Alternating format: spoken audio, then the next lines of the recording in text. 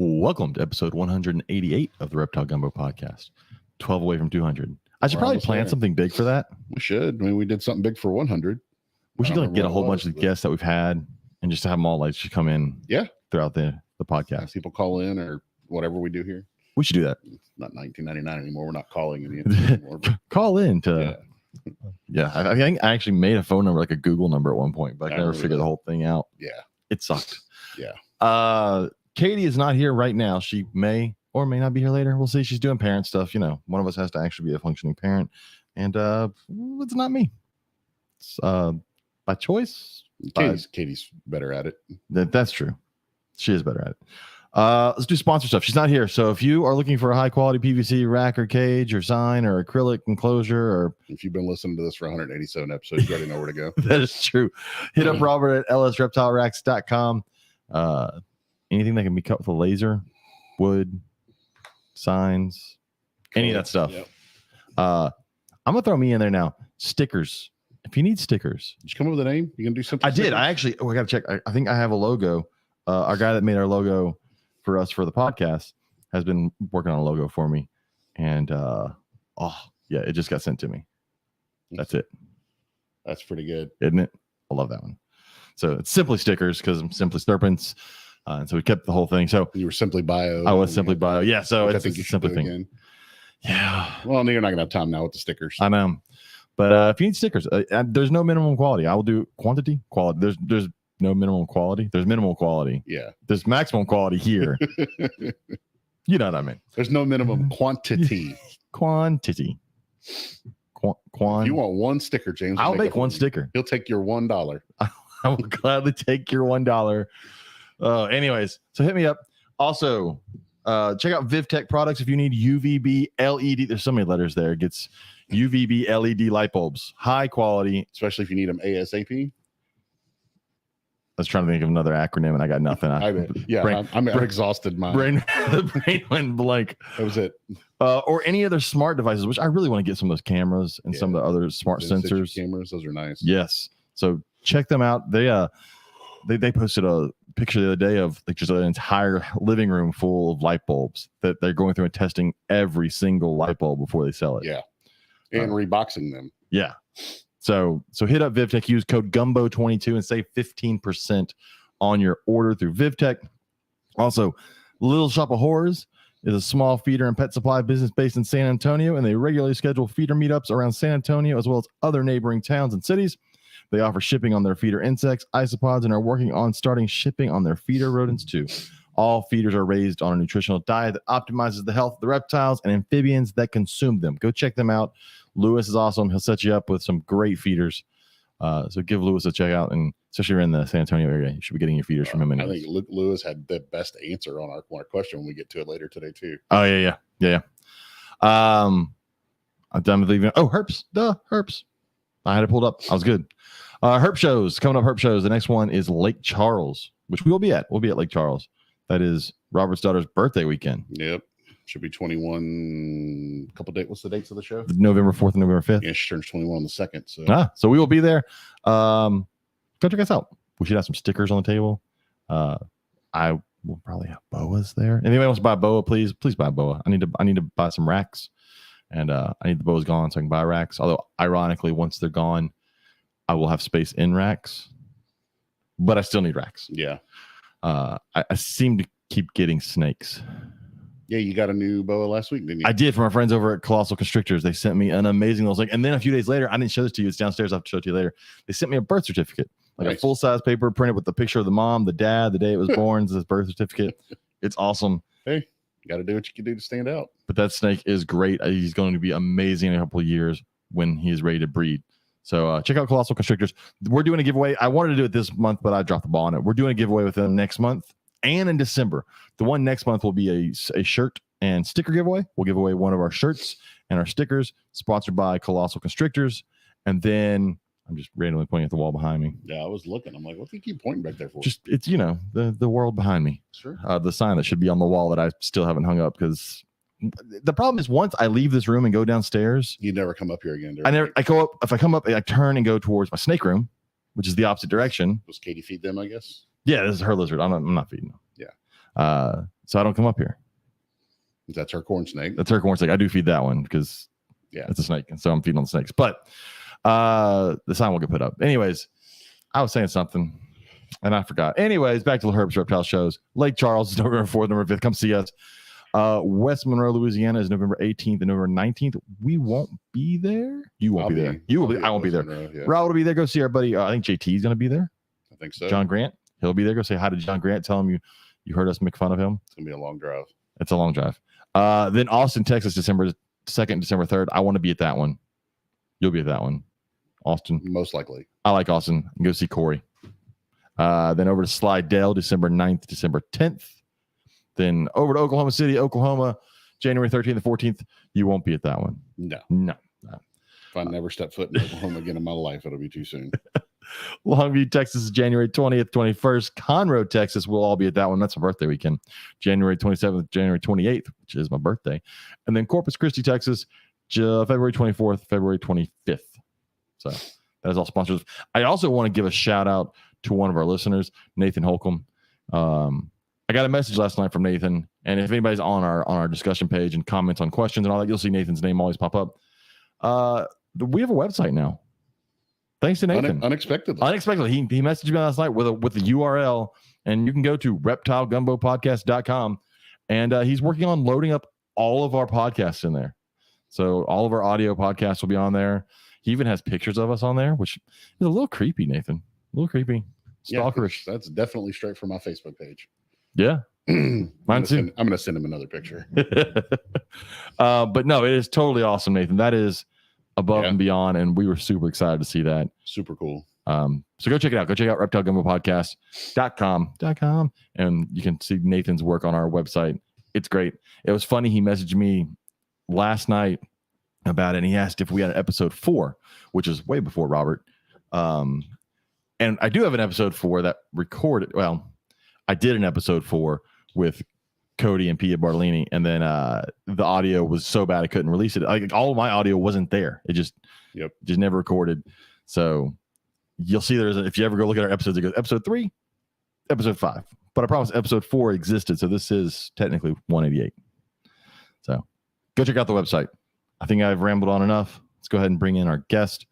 Let me get over here. There we go. And our guest tonight is Michael Price. How's it going, Michael? It's going quite well. How are y'all? Good. I say good. I just got off a fall break, and now I have 4 more weeks of school before Thanksgiving break. But I'll be good in 4 weeks. Yeah. My wife is a school teacher as well, so she feels your pain. I feel your pain through her. Yeah, I'm the worst at like anybody that says like kids that want I want to be a teacher. My first thing is no. Don't. Like I know I should be like, yeah, that'd be great, but I'm like, no, there's so many things you should do that's not this that will just be way better for you. Well, it's the same in the animal world. People are like, oh, I want to work at a zoo. No, I did that. No, we don't. Oh, did you really? Yeah, you'll be poor. You'll be poor forever. Right. Right. I left being a zookeeper to be a teacher to make more money. That's how bad it is. Well, it's funny. We went to the Houston Zoo Sunday. James and his wife and my wife and kid, and we were eating afterwards. And I was like, I was like looking at the Houston Zoo's website, and I clicked on their job opportunities. They have a ton of keeper jobs open. That's the only job they don't show the pay scale for. Nope. Mm-hmm. They show the pay scale for maintenance and this and I that, can almost guarantee it's keeper. below 35 grand. Probably 30 grand, maybe. Yeah, I mean that's like $15 an hour. Yeah, it's not good. Yeah, that's why there's so many people in the reptile hobby that are ex zookeepers. Yes, just can't afford it. Yep. They're young, and then they start having kids and go. Yeah, things cost money. We want to live. Yeah. Anyways, speaking of jobs, Michael, let's go ahead and introduce yourself to everyone on here, including us. Sure. Well, I don't even know where to start really, other than I basically have 2 identities. My Clark Kent daytime job, I work for the Lavaca Navidad River Authority in Edna. I'm the public outreach coordinator, which essentially just means I run the nature center over here in Edna, Texas. And so, but my Superman job is actually Wild About Texas. That's kind of what I do on the side. That's we do educational programs, write newspaper columns. We do, of course, animal breeding. I've been breeding snakes since oh my gosh, probably, well, quite some time, over 30 years. And so I've been doing this a little while. And so that's just a, quick synopsis of all the things that we do. We wear multiple hats, and including, writing the books, working right in the middle of a huge project right now of finishing out the state of Texas, broken down by ecoregions. And yeah, I mean, that's multiple hats. So that's a lot. Wow. Yeah. Sleep is overrated. I agree, but I don't do anything with my spare time. I feel bad. No, I don't feel bad. I'm cool being lazy. It's fine. I'm used to it. It's almost 40 years of being lazy. I'm used to it at this point. Yeah. Every time I hear about somebody like yourself that does so much, I'm like, man, I should do more. And then I realize, but that involves doing more. It does. It does. And then add to the fact, lots of small children and constantly running to ball games and volleyball and cheerleading and horseback riding and ballet and gymnastics. And yeah, sleep again. That's my motto. Sleep is overrated. Yeah, you can sleep when you're dead. You're That's what fine. my grandpa used to always say. Yeah, it works. I see kids at school falling asleep. I'm like, dude, I got 3 hours of sleep last night. You can stay awake while I teach this. Come on.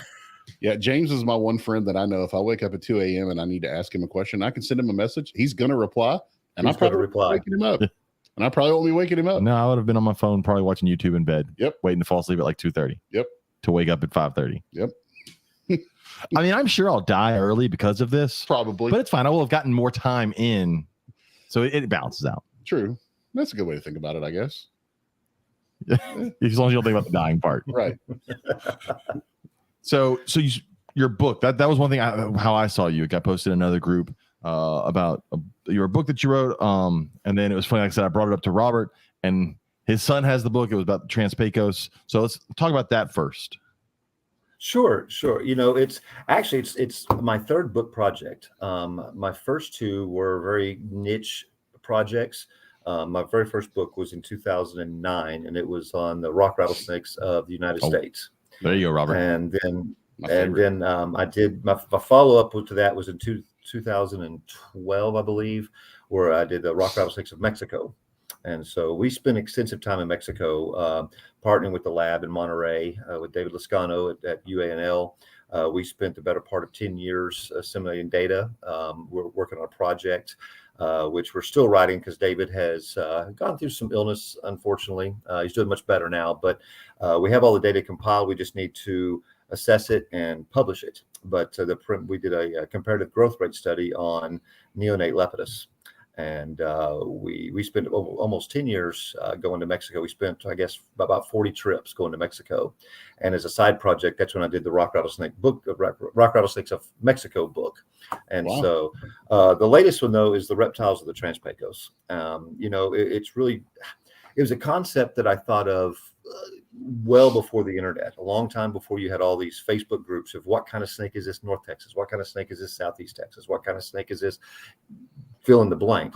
Yeah. It was just an idea of something very simple because, growing up in an age before the internet, books was where people got their information, or going to your local zoo and visit with folks who got their information from books. And, so many field guides I love field guides. I would just eat it up like candy. I just ate it up like candy, but I would get so frustrated when looking at a field guide and you would have, pictures at the front of the book or the back of the book, maps at a different portion of the book, species descriptions at another part of the book, and you constantly have to flip back and forth. And not that that's anything wrong with that. It was just very frustrating, as a kid growing up, trying to learn things. It got very, my books wore out very quickly because you had to flip through.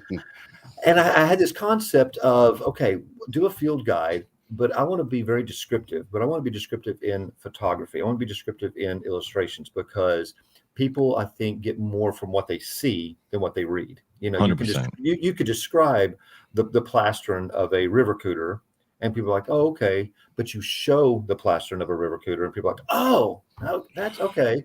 And if you tell a non-reptile person it's a river cooter, you get a completely different look. Yes. Oh yeah, of course you do. Yeah, yes. So maybe that was a funny one to use. Maybe I should just check with a slider, or That's okay.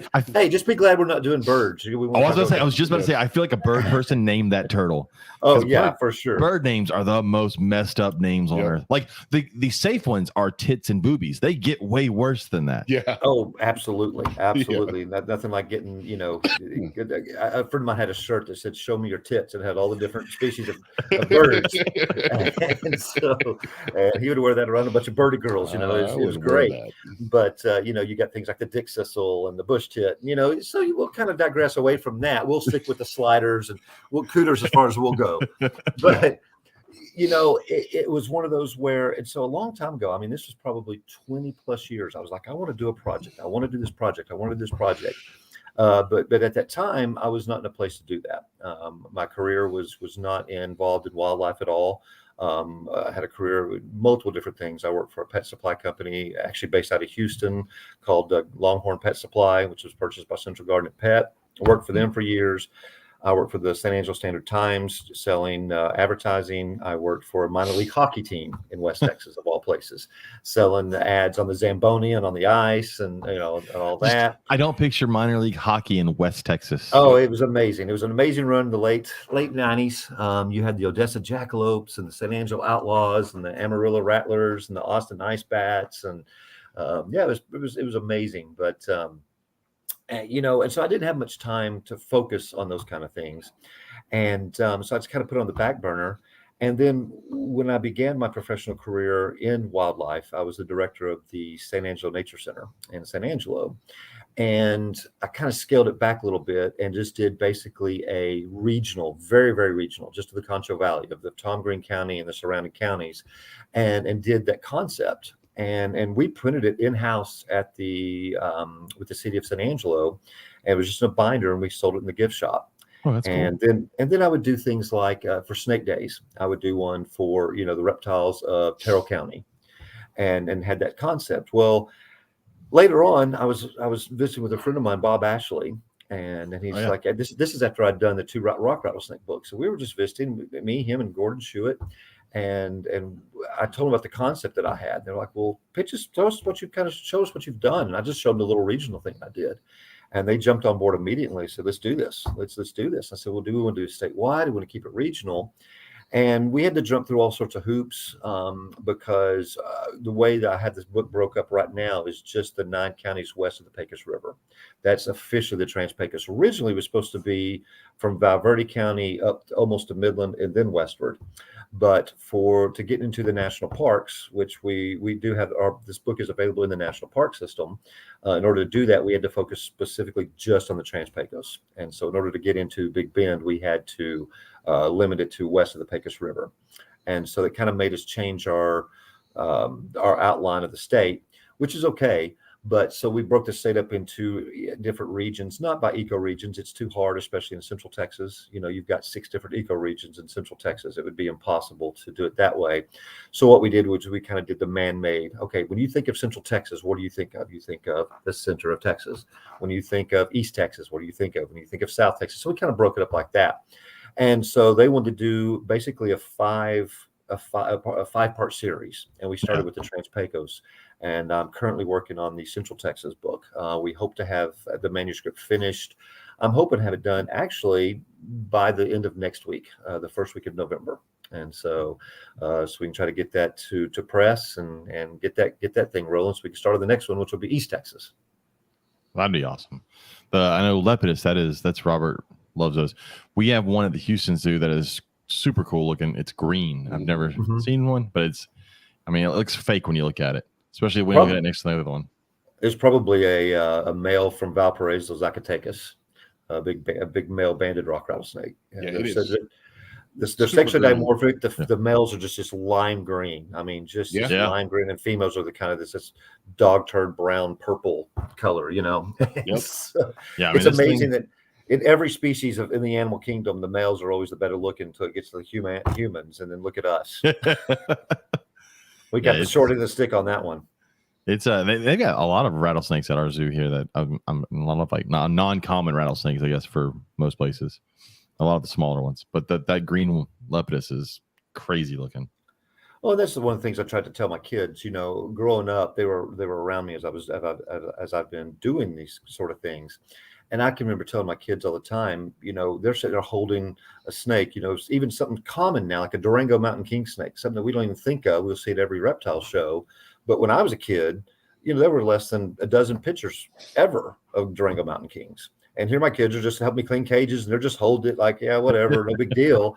And you're like, if you only knew what it was like 30 years ago. Yeah. We sat down. My brain's went blank. Who did I sit down with at Conroe? Robert Hognoses. Harbin. Yeah, Tom Harbin. Talking to Tom Harbin about just reptile hobby and stuff like that, back before it is the way it is. And it's just crazy how many people nowadays don't know what it was like. So many people get in the hobby now that aren't even, I don't want to say not reptile. Yeah, they're not reptile people. Like, they'll have 40 snakes and they still don't know anything about anything other than taking care of those 40 snakes inside of a tub. Like, that's the max of their knowledge. Right. They don't know the basic biology, the natural history, but by God, they could be the admin of a Facebook page.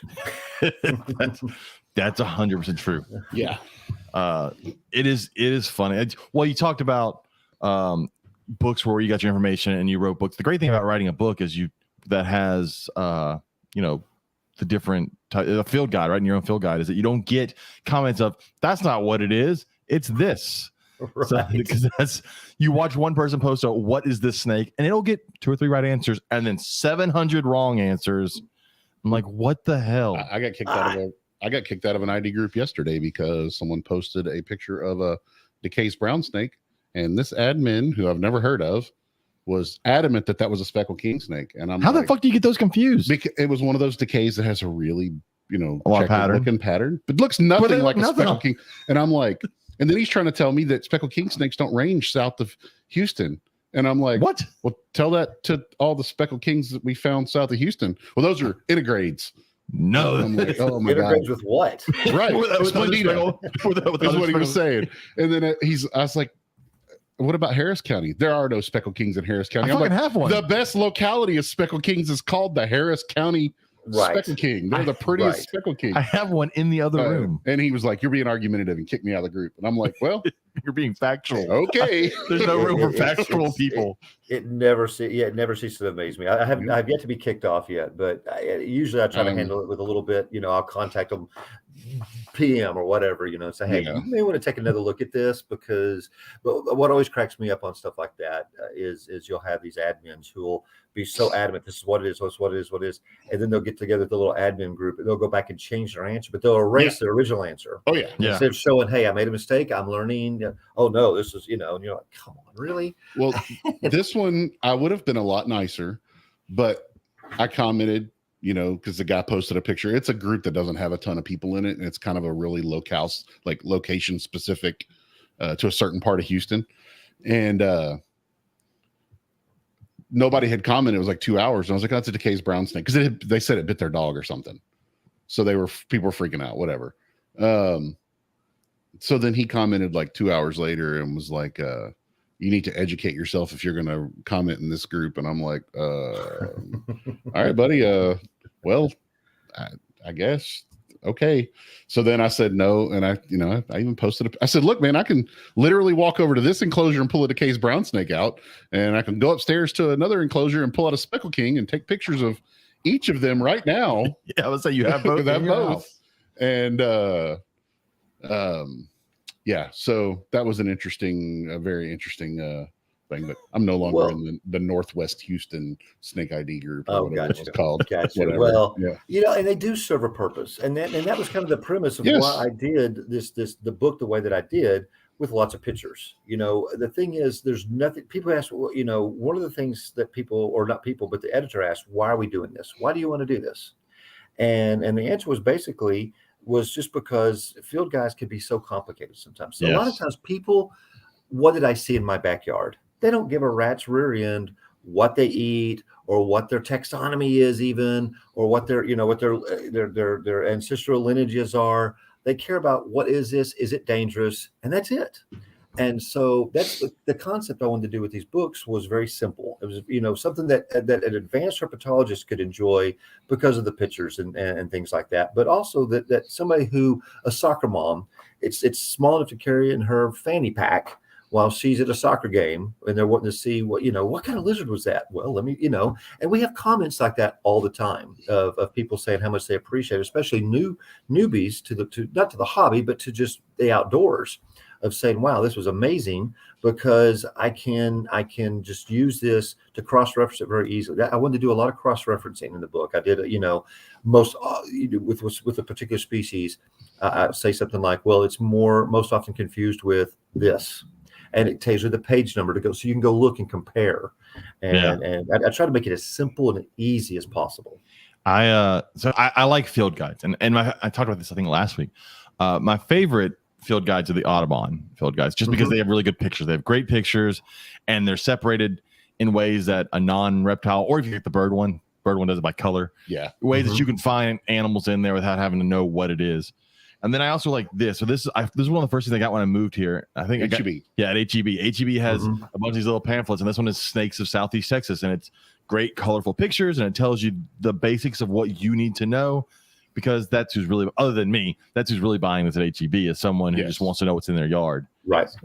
And that's what they need. I'm not a fan, and I've got a few, but I tend to not buy field guides of drawings that are just strictly drawings. Right. Because, right. I get drawings of like vents and scale counts if you want to do that in certain ones, but like I want a good picture of what it will look like, because not all drawing. Like the first time I saw a buttermilk racer was in a field guide of a drawing of a buttermilk racer. I'm like, well, that snake's not fucking blue. There's no way that snake is blue. And then the first time I saw a buttermilk racer, I was like, holy shit, it's blue. It's blue. And so, but a picture would have made it way clearer to me that it's really blue, and that it wasn't just depending on where you're at. Yes, it's blue. Yeah, there was go ahead. No, that was the concept we were trying to do too. Was I don't know off the top of my head, I don't know if there's any drawings in the book. I think it's all photography, even showing how to measure these reptiles, and with every species, particular species like Scoloporus, like spiny lizards, that you can actually tell the difference between different spiny lizards by their belly coloration in males. By the pattern on that. So you see field guides that you'll have this animal that ranges in color and pattern, and you'll have one picture, and people will find, they'll look, well, it's not a decay snake, or it's not a decay snake because it doesn't look like this that I see in this one, but well, there's variations. And so, what I wanted to do was have at least four pictures of every species. And then ones that are highly variable, such as the gray banded king snake or the rock rattlesnake or the ground snake, have 12 pictures to show the variability and try to cover all my bases. The same with like the turtles. I can't recall, and I could be wrong, but I can't recall a book. It's a field guide. It's an easy, not a big resource book, but it's just a field guide that shows the plastering of these turtles. You can tell what kind of, if it's a snapping turtle or if it's a painted turtle or red-eared slider. Notice I'm staying away from Sudanese this time. So, but you could tell by the plastering. And so I wanted to include that. It was one of the things I absolutely have to. And it took me a little longer because it took longer to get some of those pictures because they're just not available. And so it involved a lot of field work. And the Central Texas one is the same way, because it has exponentially more reptiles than there's in the Trans-Pecos. Because you have four different diverse regions really coming together, east, west, north, and south. So you've got prairie species, you've got South Texas species, East Texas species, as well as Trans-Pecos species, all part of Central Texas. And so it's quite an endeavor, but it's pretty exciting. So I was in the East Texas one. Are you going to put Louisiana pines in there, even though nobody sees them anymore? What's really interesting is you can look this up. The Audubon Zoo in New Orleans got a Louisiana pine snake from me in 2008. That was actually found by a relative of my ex-wife. And so they live right outside of Nacogdoches. Yeah. And so this animal, it was found. I called the state. The state said, this was when I was at the San Angelo Nature Center. We kept it. And then they wanted to put in the breeding program at the Audubon Zoo with David Hecker, back when David Hecker was at the Audubon Zoo. Yeah. And so, yes, I will.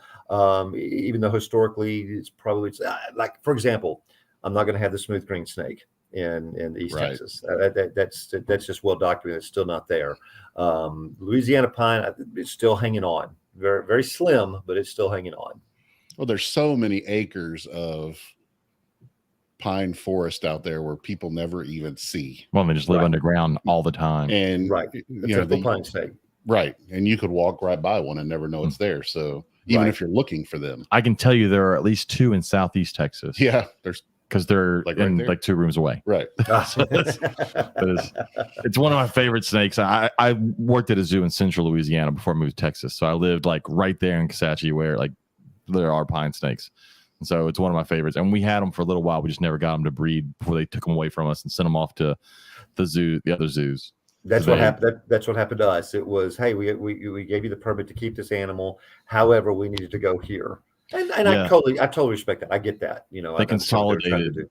I think Yes. they consolidated them all into New Orleans and Memphis, I think, and took them out of everybody else's hands. Which is Right. funny because I know the guy I got my pines from in central Louisiana who could probably breed them better than any zoo because he had an entire house full of them.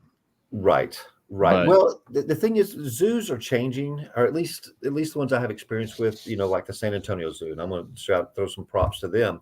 But you know, used to zoos would just hire anybody. Just Yeah. you're an able-bodied, you don't mind cleaning snake fecal material, fine, we'll hire you. And with no knowledge on how these animals are, that's why people had such a hard time in the 60s and 70s and 80s of keeping montane rattlesnakes from the high elevations of Mexico.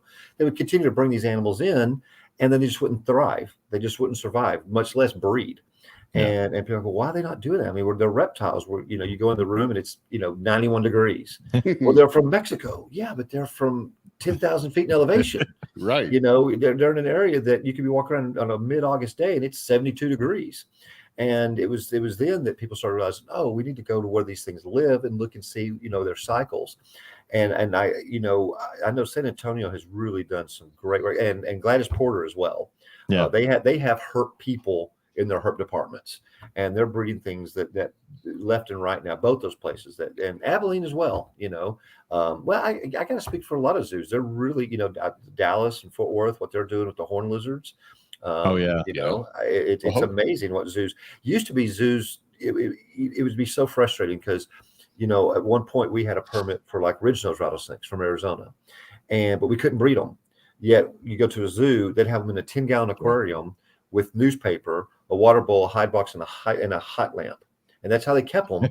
and yet you'd have private collectors who would want to keep these animals, who would set these up in elaborate setups and do the best to mimic what they're doing in the wild. Oh no, you can't do it. The zoo has to do it, and they have them in 10 gallons of newspaper. And I think those days are kind of gone. I don't know many zoos who still participate in that kind of husbandry. I might be wrong. I haven't been to every zoo in Texas, obviously, but I know some of the bigger ones have really moved away from that. Most of the big ones have gotten to that. Yeah. It's and that's one of those things. I wish I knew now what I knew when I was a zookeeper, because I was a zookeeper straight out of college. And I had interned at a zoo, and I had kept reptiles for several years prior to that. But I know so much more now about care, and so if I wish I knew now what I then.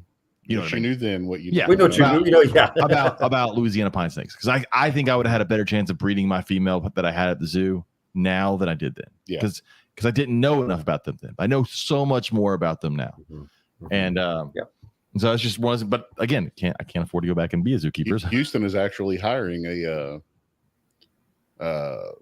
herpetology director right now, so maybe they'll make some. I mean, it's pretty good what they got going in there. They've got a pretty good. I mean, it's an old building. It's dated. There's only so much you can do in a building that's built the way it is. with all the tiny enclosures. Yes, Yeah. but they have done a great job with what they do have. Yes, definitely. Well, I haven't been to the Houston Zoo in a very long time, but I know a lot of zoos are also moving away from. We got to have some this from Africa and this from Australia and this from India and these from Asia and a lot of zoos are consolidating and focusing on certain areas. And it's really good to see a lot of zoos are going back to a native, which always cracked me up, because when I was at the San Angelo Nature Center, it was, we would, I wanted to focus on what do we have right here? What can you see in your backyard? So many people, it's so funny because like, well, we've got to attract people. We've got to have a cobra. No, you don't. If you've got an Eastern hognose snake, guess what? Yeah. You've got your own version right here, and it makes more sense to people who live in that area, and so I see a lot of zoos going back to having, like the Fort Worth Zoo has the Wild Texas, Yes. or Texas Wild. I know San Antonio has a huge section now of just native animals, and so it's nice to see that because it gets people to appreciate. It's so funny because you can raise all sorts of money and stuff when you throw elephants or giraffes or monkeys or whatever, but people could care less about what's right there around them, and I see that trend starting to change a little bit. It's kind of nice to see. When we do things like the event we're doing this weekend, the snake that people want to see more is our bull snake. They're intrigued by the huge Size, python, but they always see the burn, but then they come over and when I pull the bull snake out, they're like, oh, that's native to here. And and he's super chill, so anybody can hold him. He doesn't have an attitude at all. But then it gets that gives me the opening to start talking about native snakes and people. I'm starting to see that change too. Like Houston only had 2 cobras, right? They had the king and the monocle. That was it. But they did get one thing they did get recently, and or at least put on exhibit recently that I think is the coolest is the Fiji banded iguana, and that's just because we can't have them. Yeah. So that is just cool to see. Yeah. And the zoos have to do that. Otherwise, it wouldn't be the Houston Zoo. It'd be the Houston Nature Center. I mean, you still have to have that it factor. Yes. But putting a little more emphasis on local stuff. But you still have to have, when you go to Six Flags, you don't just have big rides. You have a bunch of different smaller rides, and you have your big attractions. So you still have to have that kind of stuff. Well, they've got it cool. They've got the that one that's got like the Bangshan viper. Well, that's cool. But the native stuff, they have that one that has the box turtle, and then it has the collared lizard, and then it has the I would keep wanting to say Eurymastix, but it's not a Eurymastix. It's a the Chuckwalla. That's like it's the one without the spiky tail. Yeah. But they have the native lizards of all together, all in one big exhibit, and you can it's fun to go in there and look around and try to find that. Or they have the ones with like some of the native snakes all together in one exhibit. They had all those dart frog enclosures, like 5 of them, but they're all closed. They're all closed out. So I'm interested to see what they're going to put in them. Hopefully not a bunch of more dart frogs. Yeah, they had way too many dart frogs. Just so many. And it just said assorted dart frogs. Yeah. That's all it says on there. So same thing with assorted water snakes. It was one water snake. There was one plain belly water snake. There was one. Very unhappy looking plain belly water snake. I like that they probably caught at the zoo. Yeah, that one just says native water snakes. It doesn't say anything what they are. Yeah. And then there's one that says native amphibians, which is just basically a bunch of green tree frogs. Yeah. It's just, and there's like some anoles in there. I'm like, well, those aren't amphibians. Yeah. But they're doing what they can. But it's also interesting when you look at a zoo because like they're going to hire a curator soon for reptile. You're probably going to see a change in the collection over the next however many years that person works there, because it's always interesting to see who's in charge of a collection, because then you start to see zoos that have a large rattlesnake collection, or a large dart frog collection, or because they're hiring a curator and 2 keepers. Yeah, they end up being short-handed in there right now. Yeah, and they end up getting the stuff that they want, and so it ends up that way. So it's kind of cool. Then we got to see the male West African green mamba trying to mate the male black mamba. Yeah, it is 2023, right? It is, yeah. Yeah, I posted that online and everybody's like, well, that's weird. I was like, yeah, you should have seen it in person. It's pretty weird. And also, I was like, man, that's weird. I don't know if you make hybrids out of this. And then someone goes, well, wherever they worked, their job was where all those black mambas came from to the zoo. And they're like, all those black mambas are males. I was like, oh, okay, well, there's no hybrids here. They're just going to be confused. Yeah. She said that green is very, he's known for being very rambunctious. He was trying. Gotcha. Yeah, he was definitely trying. But yeah, so anyways, going back to the books and all. I will say that book, and then of course our friend Russell talking about it to Logan, my son. We will be at Snake Days next year, because even if my son has to book his own flight and fly out there himself and figure out a way to get there, he is going next year. Where's it at? It's West Texas. It's in Alpine. It's going to be an Alpine. I'm on the board of the Snake Days. And then my son will also go talk. We've got some. He also talks to Jerry Salmon up next year. Do you? Oh, okay. Yeah, he'll go talk to Jerry at shows, and so between Jerry and Russell and your book, he is ready to go to West Texas. Awesome. I'm ready to go to West Texas. Look forward to having him out there. I'm here in my 3rd year. It's going to be June. Hold on, I can tell you right now the dates. It's going to be on my calendar while we're looking at it. So this is my 3rd year in Texas, and I'm ready to go to West Texas and find some stuff. It's going to be June 7th, 8th, and 9th. Hey, I'm a teacher, so I'm out. I can Conroe weekend.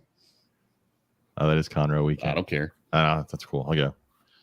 I want to go to West Texas. There's more. There's one more. There's more than one Conroe weekend, right? Yes. 2 others. There's only one Snake Days. Yep. I want to see. It's funny.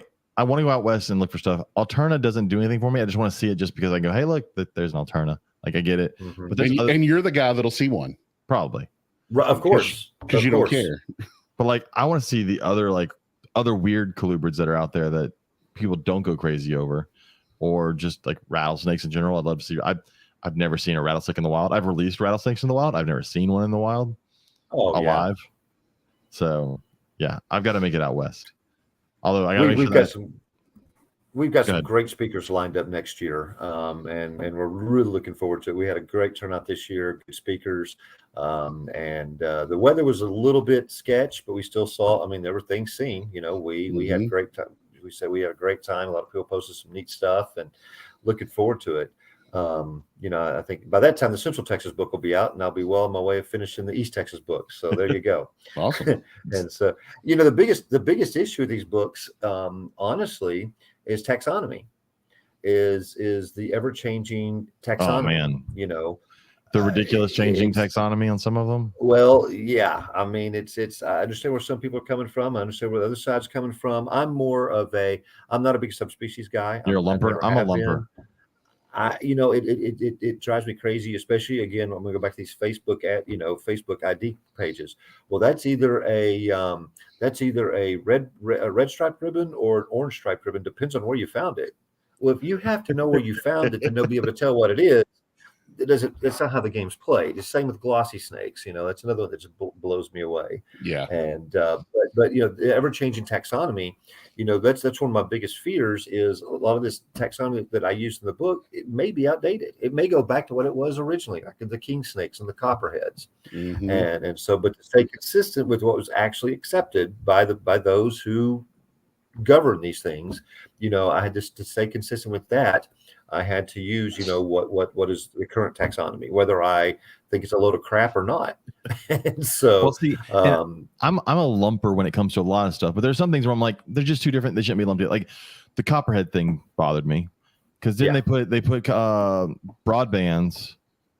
You had one species. Yeah, you had one species, Achistrodon contortrix. You had the eastern subspecies. I can't remember. It was Contortrix contortrix. Contortrix, laticinctus, and then Contortrix pictogaster. You had 3 subspecies. Yeah. Well, then they lumped pictogaster with laticinctus, and now say Achistrodon contortrix and Achistrodon laticinctus are 2 distinct species. And you're like, have you ever seen these in the wild? Have you ever seen where these things live? I mean, it's and the same with the king snakes. They say, the desert king and speckled king are 2 totally different species. You kind of just scratch your head. It's like, now, they're primarily using a lot of DNA analysis, a lot of mtDNA analysis, and by no means am I a scientist, but as a field guy, you look at this, it's just a head scratcher sometimes. And and I do know there are people who are working on not trying to get it back to what it was, but to be more congruent with what's actually happening. Yeah. Instead of just concocted in some lab rat science project, Well, we've talked about, because being someone who's originally from farther east, it's the same thing with the rat snakes. They started lumping all the rat snakes together. I'm like, stop it. They are different from each other. Like you can see them. The Everglades rat at the zoo. Yeah. That thing is bright orange. That is not. James pointed it out when we were there. He's like, they're telling me that is an eastern rat snake because that's what they've lumped them in with now. Yeah. I'm like, that is a different snake. That is, you have gray rats, then you have black rats. They are different. They look different. They're in different areas. They're enough different to me if I'm going out looking for them and go, yeah, that's not the same thing. That's not the right habitat to look for that. Yeah, these have to live in this habitat or that habitat.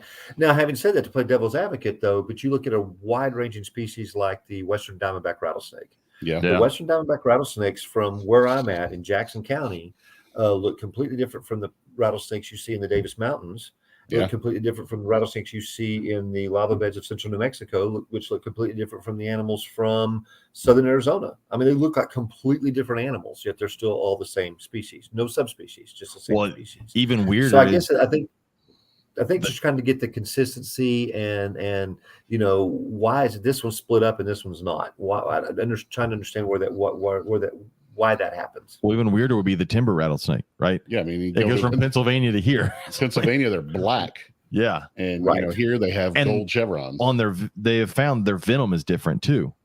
Their venom is different and completely different behavior, obviously for reasons, they don't go through the brumation cycles here like they do in Pennsylvania. They don't have to, but they don't den up in big den sites like they do up north, and just different behavior patterns. But on the other hand, prairie rattlesnakes are the same way. You find them in Wyoming and Idaho, these large den sites, and you find them in the panhandle of Texas, and they don't den up quite like they do up north. I mean, I don't know. It's above my pay grade for sure.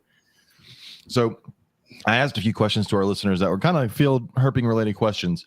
And so I wanted to go through some of the answers, and then we can kind of discuss them ourselves as well. But the first question I posted were, what are tips you would give to someone that wants to go field herping? I think a lot of people, again, we've talked about people get into reptiles that aren't really reptile people, and they don't know outside of the cages in their house, and maybe they should go out and see what's in nature and really start to realize what's out there. So I was going to read through a few answers on here, and then we'll discuss those, and we'll talk about some of the things that we would suggest that we've realized. Jeremy Humphrey said catch and release, which I'm a big fan of catch and release. And he also said you don't have to physically touch every animal you see, but even if you do, make sure to not stress them out. I agree with that, although I do want to touch every animal I see, but you don't have to, and it's fine, especially some of the stuff people will do just to get people to click on their picture. Jason Moore said, take your time and enjoy what you see. You don't have to touch. Same thing. Todd Autry said, make notes of any finds you have, conditions, weather, dates, temps. That's smart stuff. So we've kind of done that in our heads before. We've gone road cruising after a rainstorm and realized, it's a lot different than road cruising on it when it's dry. But yeah, he said make notes, and also never forget to look for the habitat inside the habitat. So, those micro habitats, or even in places where you wouldn't expect something to find some things. Laura Vincil said, know the laws for your area and be respectful of property. If you're flipping, make sure to put it back. The laws are a big thing, and we'll talk about that in a minute too, because Texas is a weird state when it comes to herping and laws. Todd Sanders says, take someone with you who's experienced. That's cheating, Todd. Make sure to take all necessary safety equipment, which we'll talk about that as well, because that's another thing in Texas that is different from anywhere I've lived before. Corey, I like Corey Martins. Don't trespass. It's a great way to get shot. Yeah, in Texas especially. I saw a sign once in West Texas that says prayer is a quick way to get to God. Trespassing is faster. Yeah. Our buddy Megan said wear appropriate footwear. Yeah, although I say that, and then I know you're thinking exactly of who I'm thinking Russell, of. for sure. Russell, who will walk around in freaking barefoot in places. I watched him catch an Atrox by using his flip flop that he took off his foot to hold the head down to get the pie pan over it. So yeah, don't do what Russell does. Yeah. Don't do that. Wear appropriate footwear. Bring proper safety equipment for venomous species, or don't mess with them. But a good set of tongs and long hook are always nice. If you can't confidently identify the species, don't handle it. I fucking hate pictures posted on Facebook. Someone holding the snake. What is this? The fuck do you mean? What is it? Why are you holding it? Well, in their defense, if they can identify the venomous snakes and they know that's not non-venomous, I get it, but there was that guy. There was a picture floated around not that long ago of a guy holding a copperhead. Yes, and he got lucky that he didn't get bitten. Yeah. Then there's the other picture of the guy who did get bitten. Yes. It's like, be like Tony. Don't be like Tony. Tony's happy with this snake. And then the next one is him in the hospital all swollen up. Oh, man. Yeah. Don't be like Tony. Yep. Megan also said, have a plan in case of an emergency, like a venomous bite, and keep a copy of bite protocols with you, or make sure that you know where Dr. Green works so that you can get there. And know your state laws. And then Louis Patoy, who was in the chat, said, don't Instagram your crimes. Yeah. Not everything needs to be shared. Or don't do crime. Or don't, that too. Don't break the law. And if you do, don't post it. Well, let's talk laws, because herping in Texas, and it's important to know your laws wherever you are, because they're different. Like herping in Texas, as I found out when I moved here, thanks to Robert, is you have to have a hunting license with the proper permit on it, stamp on it, to allow you to herp in Texas. Mm-hmm. Which I don't understand how how we got to this point. I really don't. If I, for example, as a naturalist, because I do reptile books, that herpetology is my passion, but it is broadened into much greater things. Writing a newspaper column and being outdoors all the time, I see more things now and enjoy more things. And it's amazing to me. If I want to stop on the side of the highway and photograph some variegated fritillaries that are sitting on top of some prairie or Nueces coreopsis, no problem. I don't have to have a license. I don't have to have any protective gear or, vest, anything. But if I stop to photograph a lizard on the rock where that flower is, I have to have all these different things. And that's always kind of puzzled me. And it goes back decades to the stress between Texas Parks and Wildlife and herpers, and both sides being way guilty of some outrageous things. And I think there's still some there's still I don't want to say old wounds, because Texas Parks and Wildlife, we partner with them a lot with snake days, and we do lots of things with. I've got some of my best friends work for Texas Parks and Wildlife. Of course, you have wildlife biologists, you have game wardens, and to come to game wardens' defense, and a lot of people hate when I say this, but I do, but I truly feel this way. They have so many responsibilities. Their job is not, people are like, oh, all they have to do is just weigh and measure fish and check people's deer. That's not true. They handle border situations. They handle domestic violence situations in the country. They handle things that other agencies can't do. For example, in the state of Texas, they're the only agency that does not have to have a warrant to go in somewhere. And so a lot of times, if there's probable, right. Which I don't know if you remember, that's how that whole thing came about in El Dorado back years ago. That I can't remember the guy's name, but the Jim Jeffers or whatever it was, that crazy cult place in El Dorado, was nobody could get in until someone said, "Oh, I think they're doing this, and this with wildlife." Boom! That's how they got in. They got their foot in the door. Yep. Whatever. I'm not saying it's good or bad. I'm indifferent. But what I'm saying is the game wardens have so much responsibilities that to be in charge, that they have to be in charge of. They have to be knowledgeable of. So it makes it a little bit difficult for them to know, for them to even know all the laws. And so then you get these laws like that that's just completely, I am a proponent of wearing the vests, because as someone who's been doing this for almost 40 years, there was nothing like walking a back road West Texas Road at 2:00 in the morning and walking with a flashlight and a hook or whatever, and then having car after car coming up from the border stop and ask if I need help. How many drunk people would pull up? Hey, what are you doing? Hey, conversations and things that I just didn't really want to have. Yes, well, now that we have these vests, now that we're wearing these vests, guess what? Nobody messes with you, because they're like, oh, because you look official. Supposed to be. You look official. It looks like you look like you know what you're doing. You're supposed to be there. I may have been guilty of being in a parking lot after a football game and putting my vest on and having cars stop so we could pull out. But you didn't post it anywhere until now, right? This will be the first time I've spoken about it. Yeah.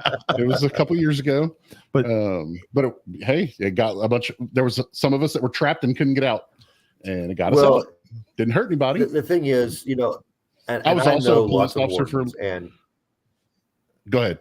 Oh no, I was just going to say, I know lots of wardens too, because when you read the laws, you're like, oh my gosh, I guarantee you, if you're driving the side of the road and your child sees you're taking pictures of wildflowers and your child sees, a box turtle and he picks it up, there's not going to be a game warden hanging around behind the tree and going to go write that kid a ticket. No. I mean, and people say, oh, they will do that for sure. No, they won't. It's just like police officers. If you're doing 76 and a 75, come on, they've got some levels of right. And so, but the laws are kind of crazy, like especially with the road cruising thing. Every other state in the union say, oh, you want to stay on the roadside where it's safer because there's people. So to look for these animals, please do. I remember when Texas did the road cruising thing, and we were in southern Arizona, and we were visiting with the game wardens in southern Arizona. They're like, wait, let me get this straight. So Texas wants you to go up onto private, pristine land away from the public roadways, which are already, a detriment to these animals already. They want you to go to this prime, pristine habitat and mess with that habitat instead of already staying in the fractured habitat. they're like, that makes no sense. Well, Yes. we know, especially since, what is it, 97% of Texas is on private land. Yeah. And so having access to that is almost impossible. Well, and it's also And crazy. It feels like a money grab when they're like, you have to have a permit to simply remove a snake from the road. Like, I can't Right. legally without a license and all that get out of my car and remove a snake from the road or a turtle and put it in the grass, because technically that's breaking a law. But I can run over it. I mean, Right. I can hit it. But- it's fine. But then again, I really think you'd have a hard time finding a game warden who's going to write you a ticket if he sees you picking up a turtle to take it to the other side of the road. But I see, had I one- mean, I am I saying go out and do it? That it's fine. Use your own discretion. But I find it hard to believe that a game warden would be that. Now if you gave him a lot of attitude and you had all this collecting gear in your car and you had other turtles already in your car, then you got a problem. I mean, if I'm driving around at the lake I work at with fishing poles, or if I'm walking around with, fishing poles in my hand, it's not a big deal. But if I'm sitting there with poles in the water, well, but I'm not catching anything. Well, yeah, okay. And so just using some discretion on that kind of stuff, because they themselves will tell you on the Texas Parks and Wildlife webpage that if you see a turtle on the road, this is how you pick it up, and this is how you move it off the road. This is the direction you put it in. Yeah. And you're sitting there promoting, breaking the own law, the very laws that you have. But it's again different divisions and different departments, I guess you'd say. Well, our buddy Terry, remember Terry told us about going out West Texas and herping, and then there were some cases where they're trying to catch people. Well, he got stopped by game warden, and he had a Trans-Pecos rat snake. He had a picture of one, and he was showing it to the game warden, and it was an older game warden and a brand new game warden just out of the academy. And the young warden was like, "Oh, that looks just like the fake one we put in the road, so people will stop." And Terry was like, "Are you kidding me? You guys are actually setting up like you do?" He's like, "Well, it's just like putting out a fake deer for people to shoot." Yeah. Well, I guess I was in law enforcement for a little over a decade in a rural county. And there were plenty of times, like you said, that game wardens were the first one to a call, especially if it was way out in the county, some of our less populated areas, and they happen to be out there already. There were plenty of times when they were the one that would find, hey, my car just got stolen and it's headed down this county road, and they'd be the game warden to be the one that would get behind it. Well, I think people need to remember game wardens are not biologists. A state biologist and a game warden are two totally different people. Correct. They're completely different departments. You have that's like saying in a college the high or the basketball coach is the same as the physics teacher. Yes. I mean, you've got two different roles and two different things, and people just automatically lump them together. Yeah. Oh, you're part of Texas Parks and Wildlife. Yeah, but you've got different divisions and different. Texas Parks and Wildlife is a huge agency. It is, and so knowing the law is important. And going back to field herping, I would say yes, knowing the laws, that is for sure important. But to me, the most important thing is enjoy it. When you're out in nature, enjoy it. Don't get, I spent the first 10 years, maybe longer than that, of my naturalist outdoors looking for gray banded king snakes. I mean, I would go out, and it took me 7 years to find my first one. Now that was, 30 some odd snakes ago, but 30 some odd gray bands ago. But it was, I would come home after herping all night, and I could see 25 snakes, but no gray bands. And I'd be pissed off. I'd be like, God, this was a waste of time. And now, and maybe it's due to age, maybe it's due to knowledge, maybe it's a combination. I don't know. But just enjoying the experience, being out in places that most people don't get to see. That's something that has really struck me is when you're out doing these things, you're going to places that the general human populace doesn't go to and doesn't get to experience. Soak it in, enjoy it. Take a look at everything fits together.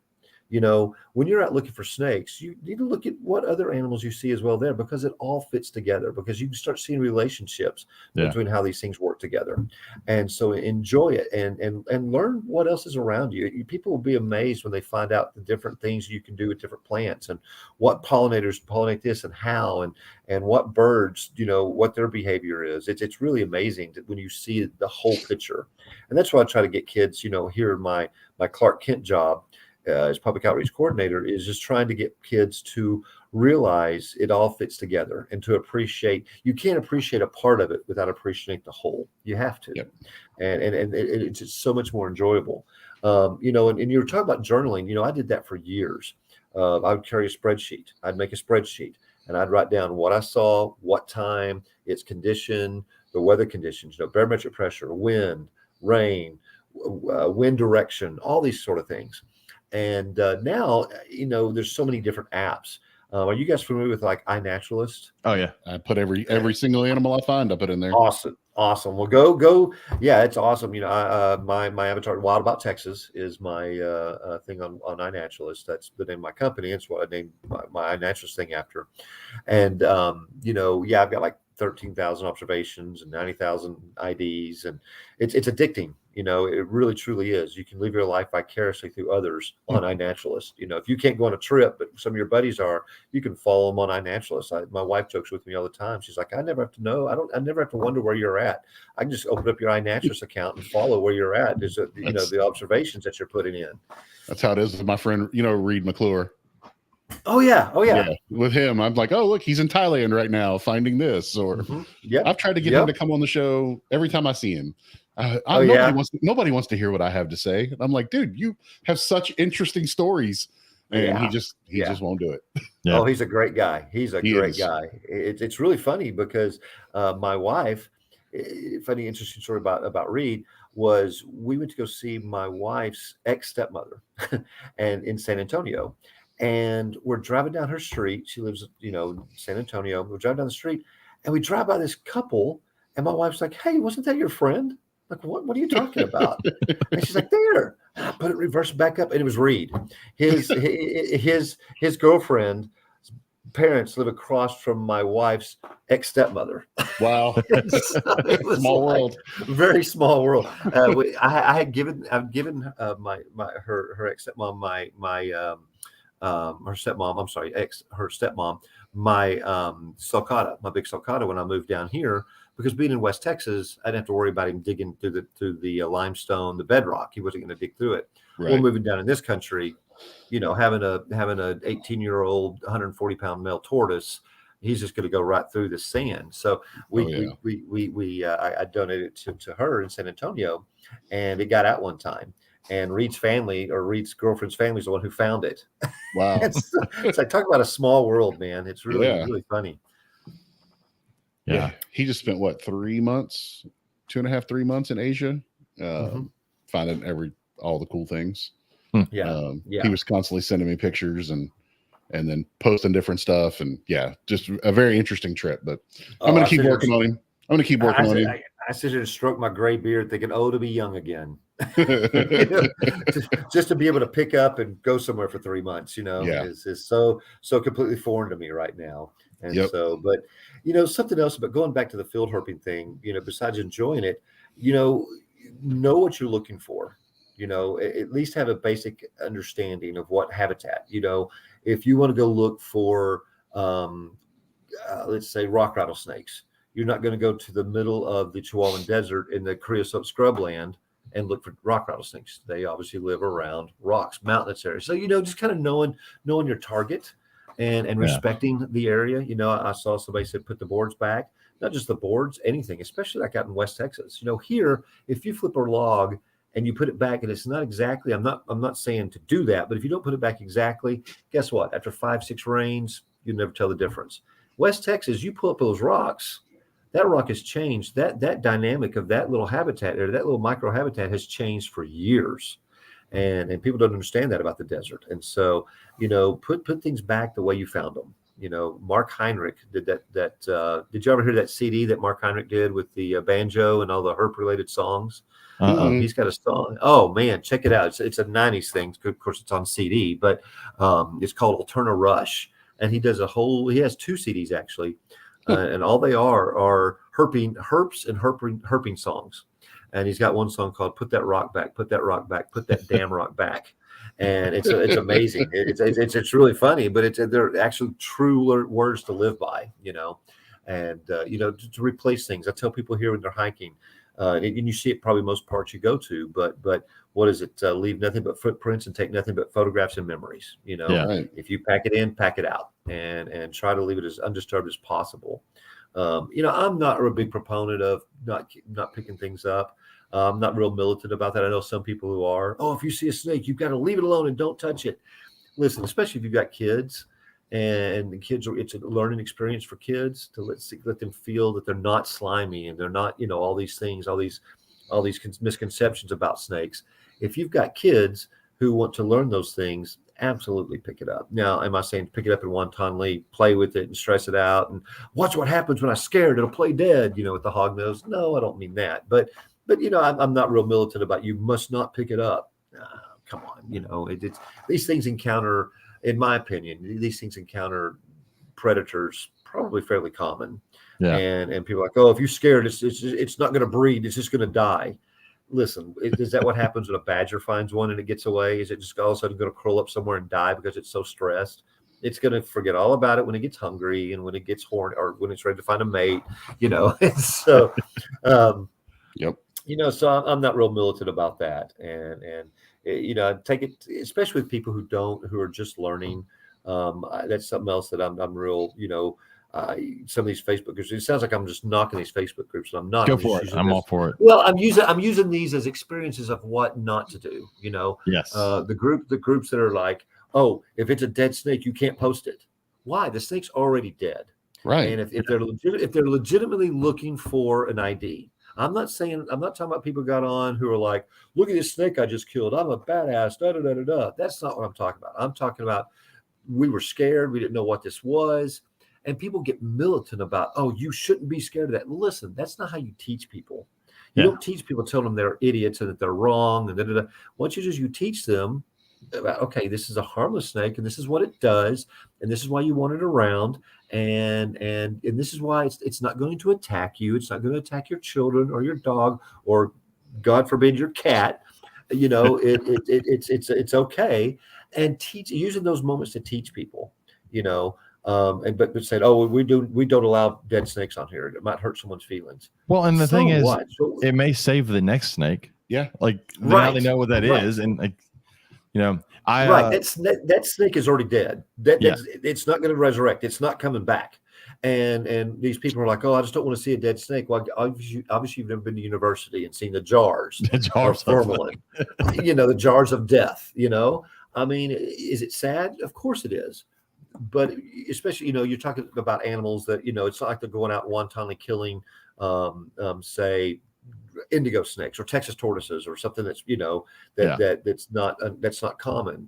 Usually it's like a Western rat snake, which always be Texas rat snake to me, but that's a whole other thing.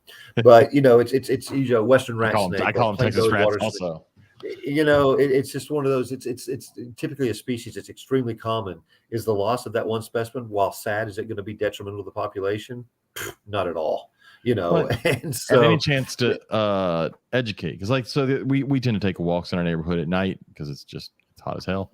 And the other night we were out walking, and I don't know, I saw on the edge of the road, right, going into someone's yard, a little tiny snake. So I ran after it, and it was a little rough earth snake, and so I took some pictures of it and put it back in the person's yard. And then I posted those pictures on our neighborhood Facebook group, explaining what it is, what it does, and how it's harmless. I was like, to give everybody a chance, this is it. And it's funny, I got a lot of likes, no real hate on there. No one said you should have killed it. And I was very surprised at that, actually.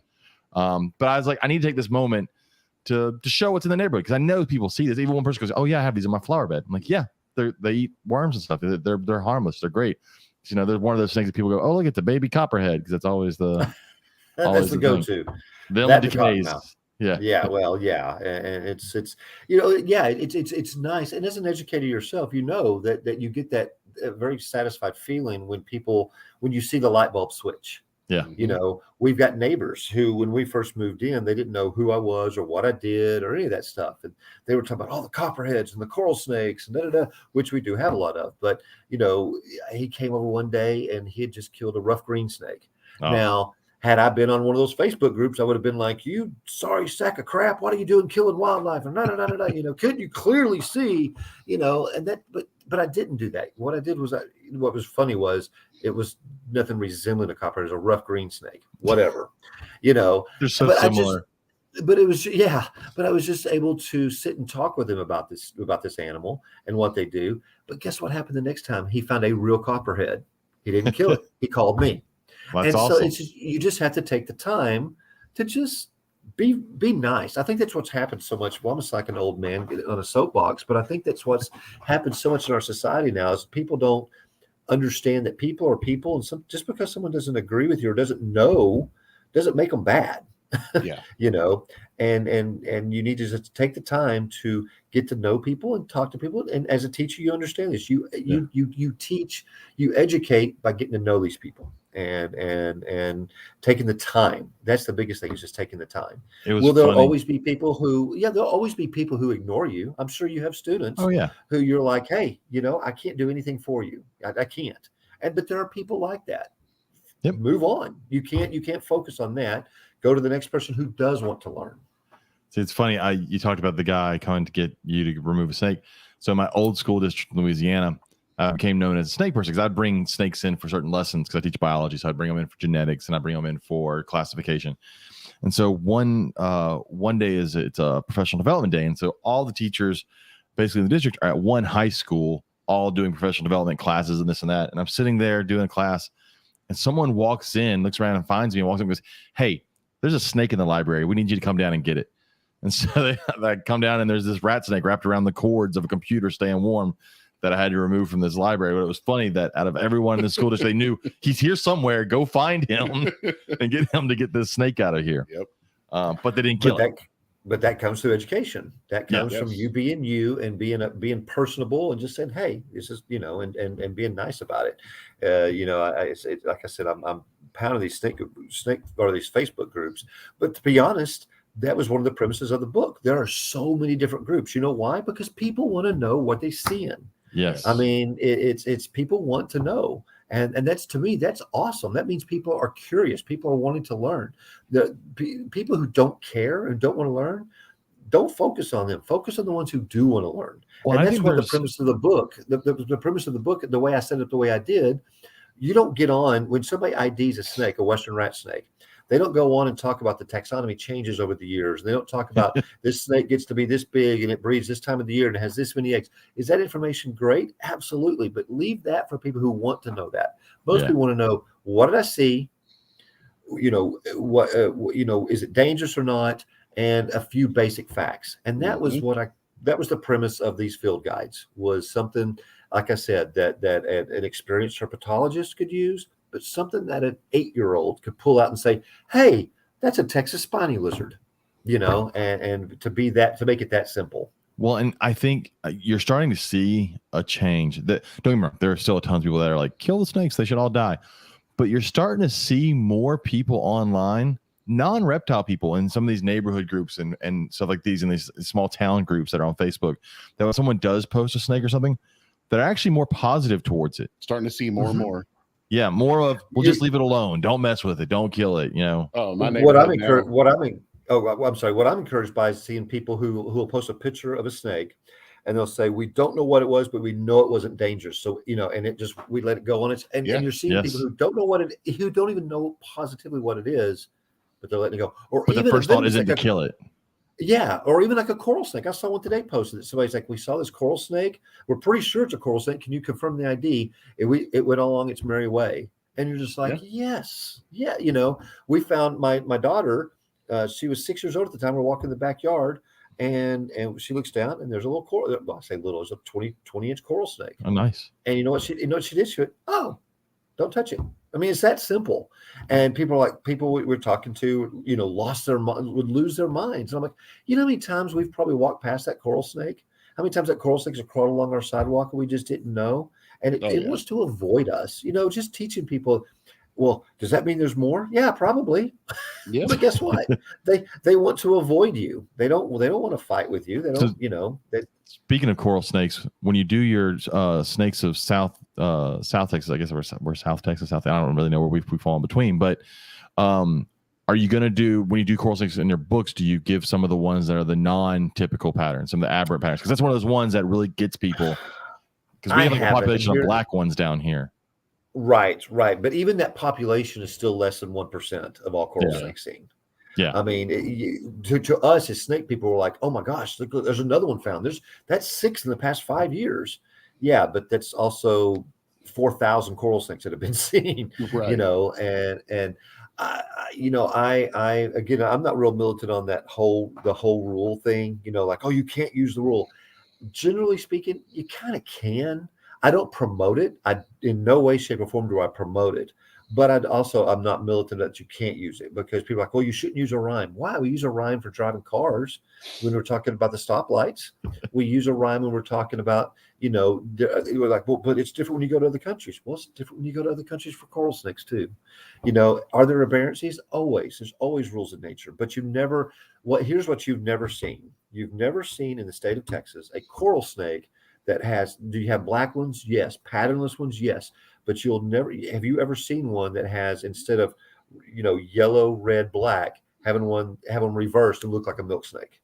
You just don't see that. You don't see that combination, that color. Yeah, and most are missing a color. They're not reorganizing the pattern like that. Right. They're not reorganizing the color pattern. And so, so I'm not real militant about that. I do tell people, I say, listen, this is the rhyme, but here's the problem with the rhyme. You can forget the rhyme. And if we're relying on nursery rhymes to pick up a snake, you shouldn't be picking up a snake. Exactly. And I tell people, I've said I've got a better rhyme. If you don't know, let it go. And so it's no one in the history of mankind has ever been injured by a snake, even venomous snakes, by just walking away. Just walk away from it. You're not going to get injured. You're forgetting all the cottonmouths that chase people. Oh, well, just those. Except all the broken ones that we find. Yeah, every cottonmouth we've ever found that just tries to get away. I'm like, what is wrong with this snake? I have a broken one in my house right now. I need to release. Oh man, not growing up in San Angelo, but I was in San Angelo for about 20 years, and that is as far west as the cottonmouth goes. If you look at the range maps, they go through a little swath of Central Texas up to Dove Creek, the Concho Valley, the Concho River, and I lived there. And I was intimidated by cottonmouths. I had never seen a cottonmouth before, and I'd heard the stories. And this is even after being experienced, at the nature center for a while. And I was just like, man, cottonmouths, that just scares me. And I had Dick Bartlett came out, and he was wanting to photograph some spot-tailed river lizards. So I took him out to a spot to get those. And we were talking about cottonmouths. He's like, oh, they're easy to find. I'm like, dude, I've walked this lake back and forth. I've never seen one, because you're looking in the right spots. We went out one night, and we go to this real popular fishing area down below the spillway. And he goes, cottonmouths love this kind of habitat, this shallow, stagnant water, da-da-da-da-da. And we're walking. There are people fishing everywhere. It's about 10 o'clock at night, middle of the summer, and we're walking. And he's like, there's one right there. In between these guys who are fishing, they had no clue that snake was sitting right there. And we walk a little further. He's like, oh, here's another one. Oh, of course, we didn't tell the people. We were just real quiet about it, because we didn't want to cause a mass hysteria. And I was like, whoa. I was like, so cottonmouths aren't what they're all cracked up to be, And now that living down here in Jackson County, it's like, that's probably the most common venomous, not probably, that's the most common venomous thing we see here. And it's like, I tell people all the time, it's amazing that these stories that go on, because I've never had a cottonmouth act, the way they're supposed to. Not once. You just don't see it. I've had them active. I tell people snakes aren't aggressive, but they will defend themselves aggressively. I've had rat snakes way more upset with me than cottonmouths upset with me. Oh yeah, but even then though, it's still a defensive mechanism. Yes, it's not I want to attack you. It's holy crap, you've scared the crap out. It's kind of like I tell kids all the time. Well, I tell kids, but I'm mostly giving it to the parents. I'm like, it's like when you're in a bar fight, right? When you're in a bar fight, if somebody says, "Hey, you want to go?" Kids are in a bar fight, right? You don't huddle up like this. You get up. You make yourself look bigger, and that's what these snakes are doing. Look at it from their perspective. That'd be like me swimming in the ocean up to a great white shark and thumping it in the nose and saying, "You want some of this?" It doesn't make sense. He's going to say, "Yes, I do." Yes, I do. As a matter of fact, I do. Right, and so that's what these and trying to get people to understand that's not what the snake is doing. He's scared, and so he's just trying to act tough. So you'll leave him alone. So the other, I had another question I posted that got a lot of. I think I've posted this one before, but sometimes I post questions multiple times because it's crazy how many new listeners we get. Mm-hmm. We had someone post in our group today. I finally listened to all 187 episodes. I'm like, what the hell is wrong with this person? Like, why'd you do that? Like, I made them, but there's always new people popping up, and so these questions are new to them. So, it was, what one species do you want to see in the wild, and why? And we had some pretty good answers. So I'll go through some of them, and then we'll talk about some of the ones that we want to see. I know you've seen a lot, Michael, but I know that there's stuff out there I'm sure you still want to see in the wild. But Ryan Goslow says, Komodos. I think that's like on like everybody's list though, to see Komodos in the wild, just because who doesn't want to see basically a dinosaur? You know, Right. I mean, it's freaking awesome. And then he did get to see Nile crocs in the wild, which I've taken care of Nile crocs. I would like to see full on giant zebra eating Nile crocs in the wild at some point. That would be awesome. Yeah. I mean, maybe not the okay. I do want to see them eating a zebra. I'm not gonna lie. I want to see that whole migration and all that. But I just want to see a massive wild croc. It's funny. Jason Brumley said Crotalus horridus. For those that don't know, that is timber rattlesnakes or canebrakes, depending on where you live. But he lives in the range where they're like in his area, and he's never seen one. Yeah. But don't worry, I haven't either, Jason. I've had people bring them to me when I worked at the zoo, but I never saw them myself. Carl England wants to go see yellowtail crebos in the wild. Would love to see it coming into contact with a bushmaster or a fer-de-lance and eating it. That would be kind of a cool thing to see. Just all the snakes you see at one time right there would be cool on its own. Jason Moore says, I know they're extinct, so he's not playing the game properly. God, Jason, come on. Titanoboa or Megalania, just massive animals. I bet he probably wouldn't want to see those. He wouldn't want them to see him for sure. Right. Our buddy Megan said every species of sea turtle, they were our first love. I do want to see a full-grown leatherback, because I've seen some pictures of just massive leatherback tortoises that you just don't realize how big that thing gets. So I would like to see that. Megan said marine iguanas. That's Galapagos. I want to see everything on those islands. So that's I want to see all 3 iguana species. I want to see the tortoises, everything. And then Megan also said any Australian snake species, which would be cool. I own several of them. I would love to see some of those things in the wild. Corey Martin had one of the best answers. Tuataras. Yeah. I'd love to see a tuatara in the wild. She said because. Yeah, you don't need a reason. It is its own reason. I mean, they've been around since the age of dinosaurs. They're not a lizard, even though they look like a lizard. They're totally cool. I meant to comment, but never did do it. We'll get your answer in a second. Jessica Lee Anderson, the author that we had on last week that wrote the Reptiles children's book, she did say leatherback turtles. She said leatherbacks, to get a sense of their size, again, compared to like Kemp Ridley sea turtles, which are much smaller. She's still yet to come across eastern hognose, and she would love to see one of those along with an eastern indigo. I've come along southern hognose, and they're solid black, and talked about not picking up snakes and messing with them. I did spend quite a bit of time of just flipping them over every time they play dead, just so they'd flip themselves back over, because it's hilarious, because they'll just keep doing it over and over again. Joe Smith said, any dry marcon, especially the eastern indigo? Yes, I'd love to see a full grown. Tyson Dallas said eastern indigo. Danielle said lychees or any candoya or maybe a retic. I think a lot of people should see retics in the wild just so they realize how not fat they are. Yeah. Right. It is not a fat snake. They climb trees. Yeah. Well, most snakes, that's why, going back to the zoo thing just real quick, and we get back to the answers. But that's something else that you've seen a change in zoos as well. Used to be, they would just, the snake acts hungry, so feed it. You didn't have these massive, like these western diamondback rattlesnakes or eastern diamondback rattlesnakes, or this big around. Well, it just wants to eat all the time. I remember a keeper at a zoo back in the late 80s, early 90s. He had a rock rattlesnake he would feed rats to. And this thing was just massive, just so obese. and it's like, you go look at these snakes in the wild. We got down to the point when we'd catch a gray band, we would weigh it, we'd measure it and weigh it, figure out how many grams per inch it weighed, and try to maintain that weight in captivity. And it's amazing because they're most animals, you've never seen an obese snake in the wild ever, not just retics, but any of them. Oh yeah. Well, so I was going to bring this up later, but I'll bring it up here. So the post I got in one of the Brettles Pythons groups, someone we know, Casey Cannon, who breeds Brettles Pythons. He's done it for a while. He's a great keeper. Been to Australia and seen them where they live, and yes, great keeper. He posted a picture of a 10-year-old male, which is probably maybe 5 foot, but very skinny. Like, it fits in his hand. Male Brettles, 10 years old, very healthy, and of course, it's just.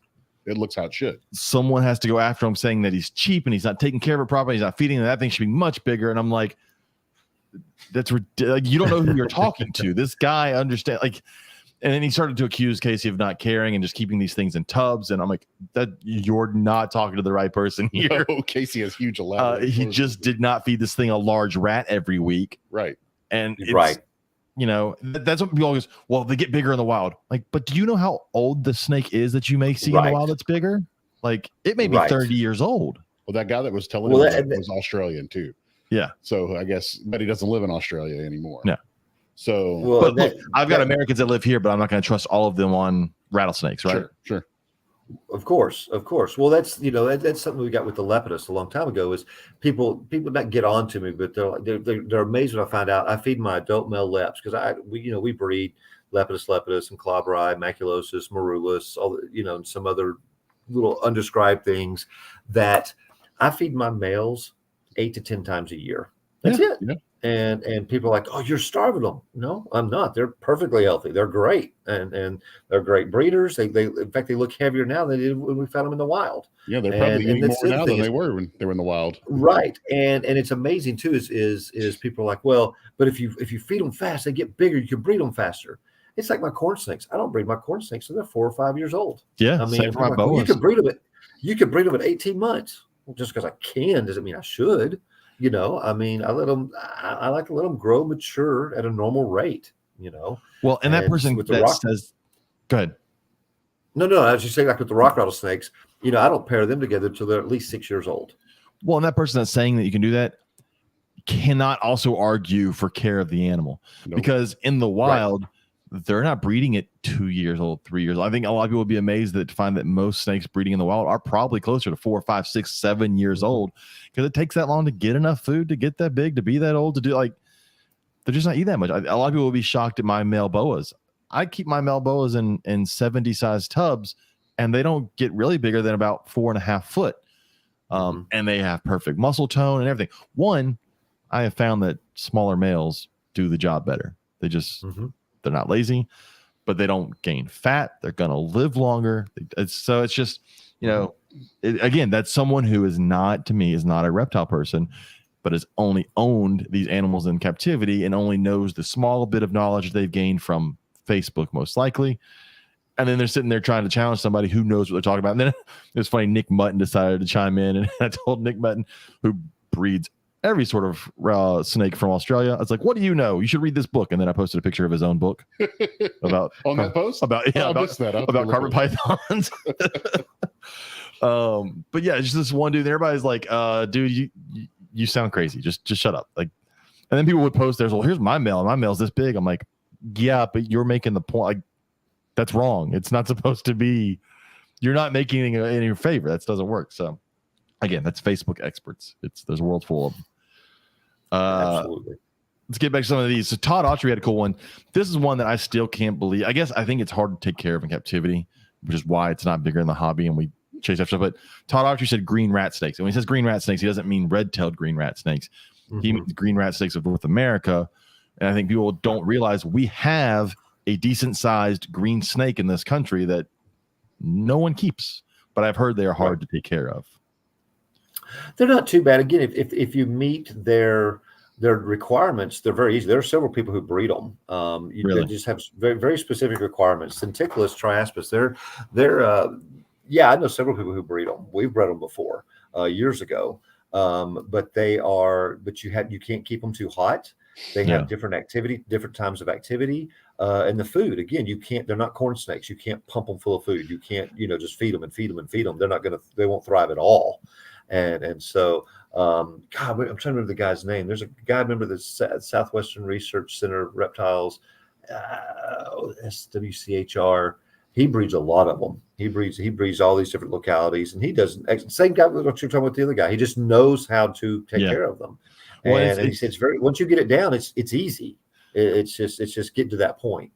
They're a cool snake, and sometimes we've talked. One of our favorite snakes, both Robert and I, we will never be able to own because we obviously can't feed it. But that is the mud snake. The mud snake is one of the coolest snakes on earth, but it doesn't fit our feeding it rodents to the diet. It doesn't do it. You can't force it to do that. It's not going to do it. Nope. Millions of years said this thing is eating salamanders, and it's not changing for you. No. Right. And so that's another problem with a lot of our keeping. And I don't say it's a problem. It's just a thing that if you're not willing to put in some of that extra work of being able to get food for certain things, the regular old fatty mouse or fat rat diet that we do for most things will not work for everything. I know someone that keeps a mud snake, but he's also a guy who his entire job is he does snake relocation removals in Louisiana. Yeah. And spends a bunch of time out in the swamp, and he has a pretty good supply of Amphiuma and sirens. And it only eats like 3 times a year. Yeah. Yeah. They don't. Big ass Amphiuma. Like, yeah. The natural history of these things. Well, what you were just saying about that was the premise of our study with rock rattlesnakes, the comparative growth rate study. So we set up data, so we exported in, we brought all these animals we imported these animals in, we bred them, and then we fed them very specific things. We had to do it by hand because we really couldn't, we did different mixtures, a rodent mixture and a lizard mixture, and just do comparative growth rates and to see which, because we wanted to see which one they grew. We just assume that they grow faster on rodents. Like you said, they've got more fat, they've got this and that. So we assume that's what they do.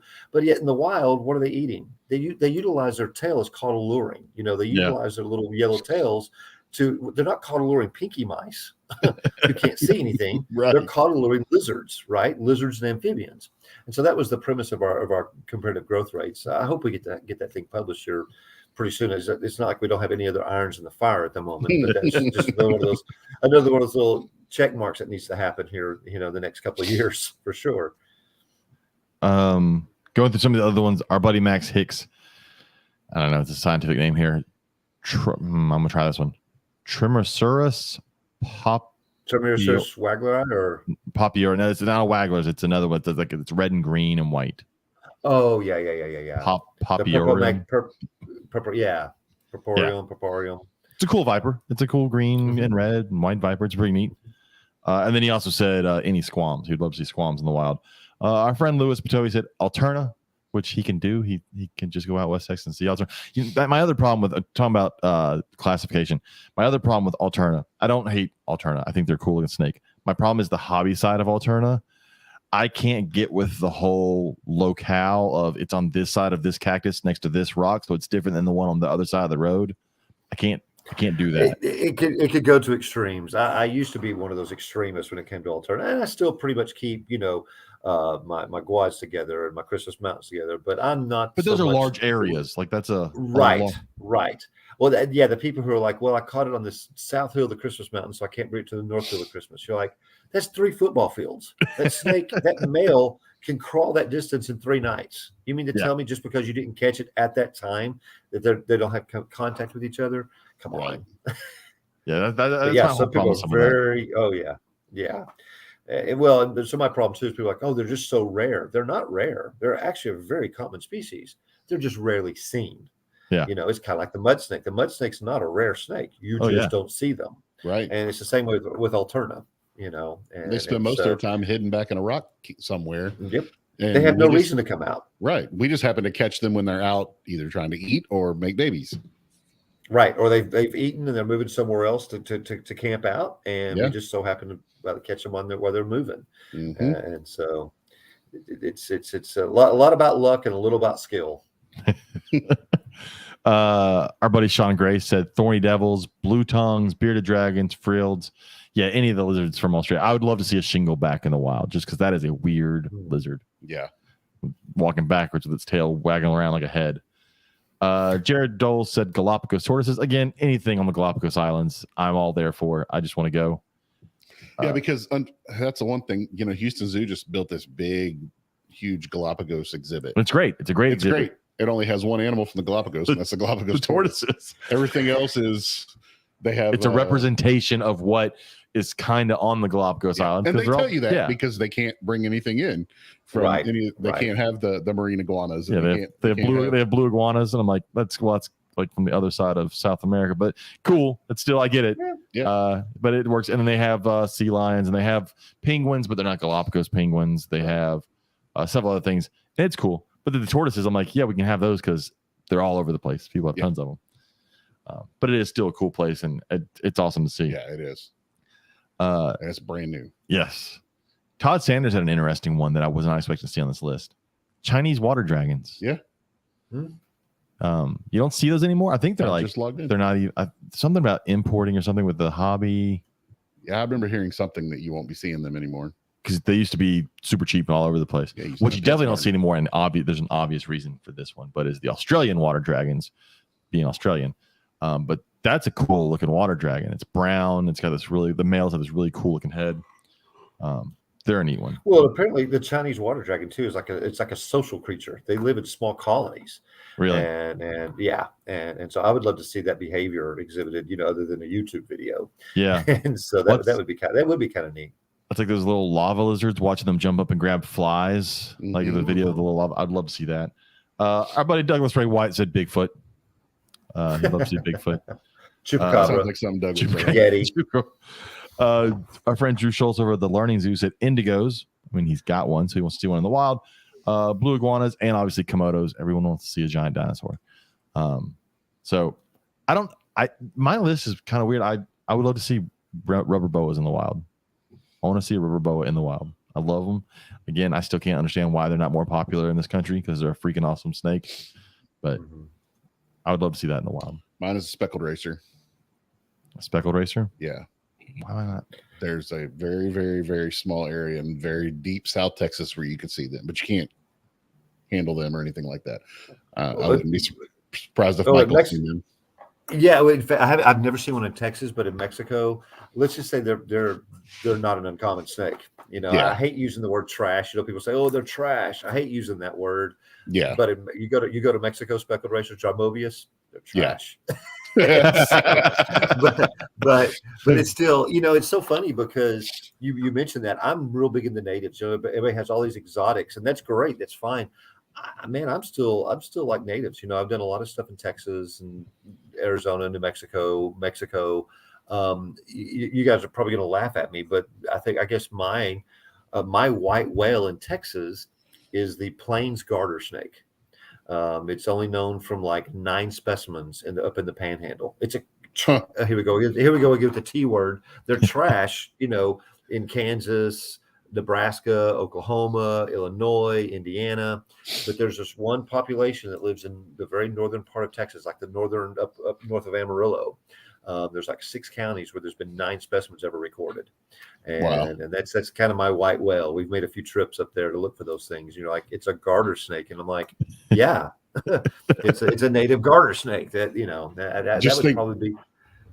When we were in Amarillo a couple of years ago, when we were way up north of town, if we would have found one, we would have known that was rare.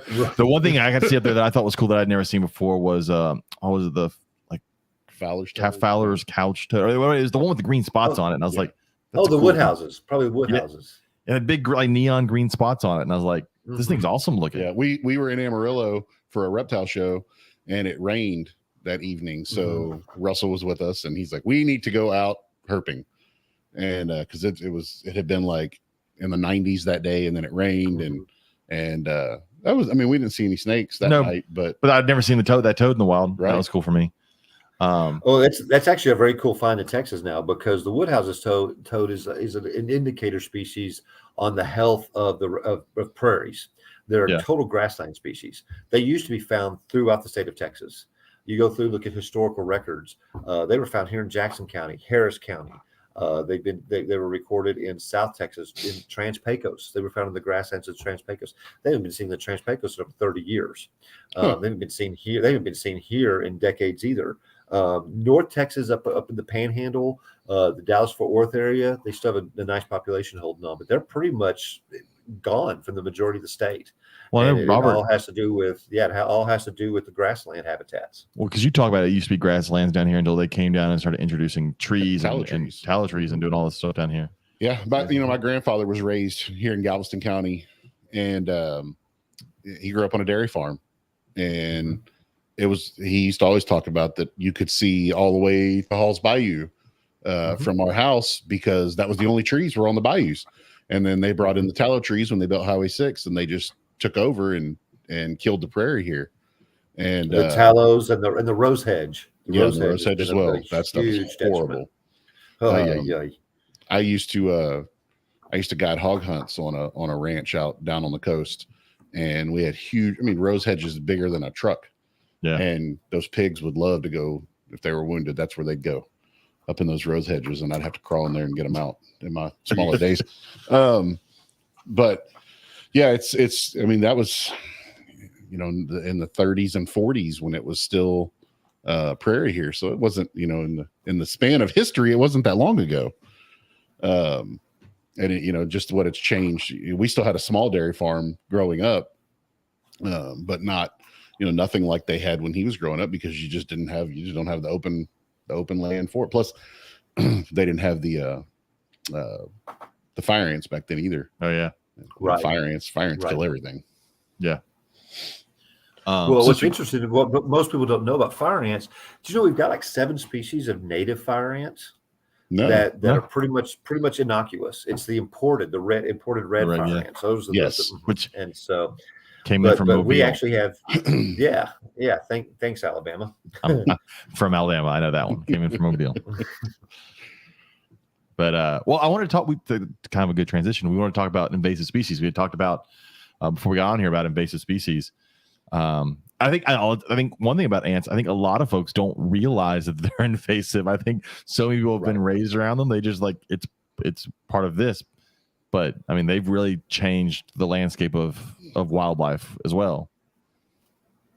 Well, it's interesting because you have some that find you do have some invasive species or invasive non-native. You don't say maybe invasive because it sounds like such a detrimental term, but non-native species, for example, like the Mediterranean gecko. You know, a lot of people, same thing. People like to talk about the little geckos that are on their walls and their garages and their front porches. And little do they know, those weren't here prior to the 60s or 50s, and they've just grown up with them and they just assume that they're here. They've always been here, but they're a species that has really found a niche, that they're not out competing any native lizards for food. They found a niche. There were no other lizards living in that habitat taking that prey, and so they've been pretty innocuous. But you get other species like I don't know, spiny-tailed iguanas or brown anoles. They've really outcompeted a lot of the green anoles. I can remember being in Florida back in the early 2000s, late 1999s. But I remember we were out and we found a green anole, and we were with a wildlife biologist. And he was very excited. He's like, you don't see these anymore. We have all these brown anoles. We don't see these anymore. I know where you guys are at. You have the brown anole. It's really interesting. They have a very interesting distribution because they're found, of course, in Harris County, Galveston, along the coast. They cut out around Bay City, and they don't re-pop up again until about Corpus Christi or Aransas Pass. So this part of this section of the coast, you don't have them, and knock on wood, we won't for a while. But people find it hard to believe. There's like 17 or 18 species of invasive lizards that have been, or non-native lizards that have been recorded on iNaturalist. Now, a lot of them are onesies and twosies. A northern curly-tailed lizard. Those are obviously pets. Those won't be included in field guides because those are obviously pets that were released or whatever. Things like the Mediterranean gecko, the brown anole. But now there's other geckos now, like the Moorish gecko is well established in San Antonio. I think I was looking today. There's like 104. I think like 104 observations of those on iNaturalist now in San Antonio, just in San Antonio. It's the only place they're found in Texas. They're not even from here. But you've got like the southeastern 5-line skink. If you guys go down to the Fitz Cove down in Galveston, it's a species of lizard that's not found west of the Mississippi River. And there's a healthy population of those things down there. That's funny. I'm used to them being from Alabama and Mississippi. I mean, I'm used to seeing those. Yeah, the Pleistodon and Expectatus, they're in Texas. They're down in Galveston. The tropical but you've got several species of geckos now that are starting to show up, other Hemidactylus besides the Tursicus. And, so there's a lot of lizards, not very many frogs. There's only like three non-native frogs that are established, the Cuban tree frog, the greenhouse frog, and there's one other one. I don't know what it is, but, there's been things like an African clawed frog found. Well, again, they came from the pedigree. It's not established. Well, because it's got to be an animal that can withstand the hardship of getting here. Because a lot of them come over in textile or plant shipments and stuff from other countries. Frogs, obviously, being an amphibian, it's a little trickier for them to make it versus a lizard, which can kind of make it through some of these rough situations on the way here, and then they do so well once they get here. Right. We have animals have used us to get to other places. For example, in Big Bend National Park in the middle of Chihuahuan Desert, you go to the Rio Grande Village right on the river, and you have squirrel tree frogs, green tree frogs, green anoles. Well, where did those come from? They probably came from Houston. They probably came from people's RVs, Yeah. and they went camping down there. Now they're established down there now. Those were definitely not natural migrations. Those weren't natural occurrences. Those they piggybacked on people's RVs and vehicles. Yeah. I remember driving all around South Florida. We got back to North Florida, and there was a Cuban tree frog under the hood of the car. Oh, and had geez. I not checked the oil, I could have driven back to Texas with that thing under the hood of my car. Yeah. And so they get through by anthropomorphic means. But yeah, I mean, it's pretty crazy. I was in the HEB parking lot last night, and I look up on the front hood of my car. There's a brown and old. It must have popped out from underneath the hood, and it's sitting there. I'm driving around, and then it just ran back and hid back into my truck because I have an entire population of them on my front porch. Like there's a ton of them out there. Those and the beds. Yeah, and the Mediterranean. There's a little Mediterranean gecko every night I see in my garage.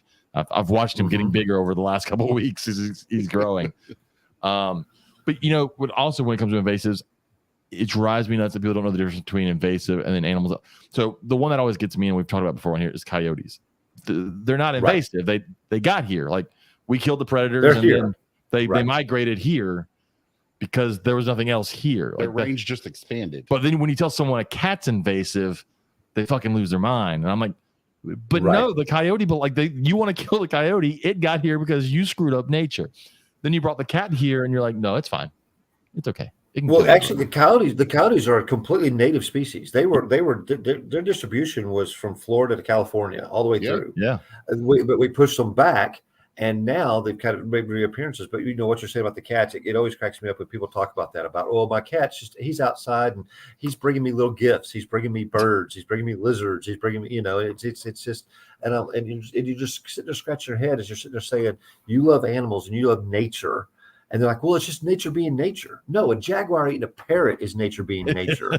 Yeah. That's a feline eating a bird in nature. You're introducing an apex predator. You're introducing an apex predator into an ecosystem that is not prepared for it. And have y'all seen the studies by U.S. Fish and Wildlife and the Audubon Society about the number of birds? It's ridiculous. We're talking billions. We're talking billions with a B. I mean, we're talking innumerable amounts of songbirds that are killed every year by cats. And people are like, oh, well, my cats, they would never do that. I love that one. With your cat? I'm like, are you with your cat 20? Yeah. Are you around your cat 24 hours a day? No, you're not. And here's the thing. And people are like, oh, you hate cats. I don't hate cats. I hate outdoor cats. Yes. That's what I say all the time. What other animal do we allow just to roam free? If my dog is running around in somebody else's yard, I could get into trouble. If I let my boa loose outside, people would lose their minds. And I'm like, he's fine. It's nature. He's okay. Let's not even look at snakes that what people can still consider to be, fringe or whatever. Look at what we consider domesticated: horses, cattle, donkeys, goats, chickens. Any of those that you let just roam free and get in somebody else's yard, you could be in trouble. But cat, it's okay. Why? Why is it okay? Yeah. And that to me, it's not cats are doing, it's such an emotional topic. And if you remove emotion, think of it logically, it's like, holy crap. But they refuse to think of it logically because you compare it to something like hogs, because it's the same situation. Everyone's okay with shooting wild hogs. We know they're horrible. I'm like, but the cat does worse damage ecologically than don't get me wrong, hogs are doing horrible damage, but the amount of things cats have caused to go extinct, that list is larger. It's crazy. And again, it's such a charged, emotionally driven conversation. And you got to be able to talk about it logically. And it's one of those, it's like, well, people are like, oh, you hate cats. I don't hate cats. I don't like people. It's a people problem. It's not a cat problem. The cats are just doing what cats do. They're not doing anything out of the ordinary. It's the people who allow them, and don't even get me started on this, capture, neuter, release. Oh my God. Trap, neuter, release. Yeah, they did the hard part. They caught it. And right. That is the beginning of my neighborhood now, by the way. What? We're starting to get stray cats in the neighborhood. The neighborhood's still pretty young. The people that run our HOA are big TNR people. So they've started this whole TNR thing, and they're giving out traps and they're paying for and I'm like, if I catch it, there'll just be trap. Yep. It's done. That's it. After that, don't worry about it. Well, that's why I always tell people we should kill cats, outside cats. And people look at you wrong. I'm like, I didn't say torture. I didn't say do it. kill. Right. Just Yeah. quickly kill out. We would do the same thing to any other animal that doesn't belong there. And what kills me is when you tell someone it doesn't belong there. Well, it's nature. I'm like, no. We made those. It's not nature. I'm Well, like, then they're always like, well, humans Right. don't belong here either.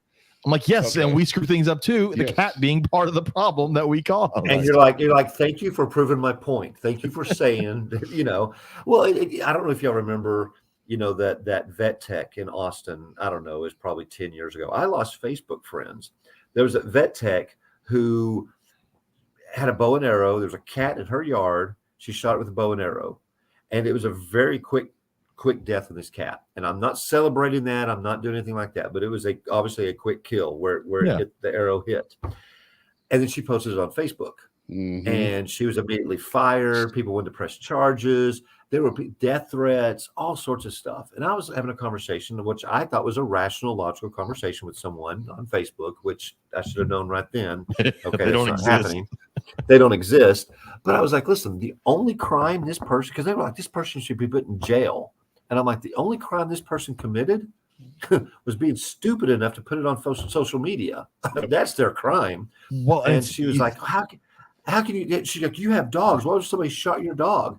If my dog is in their backyard, that's my fault.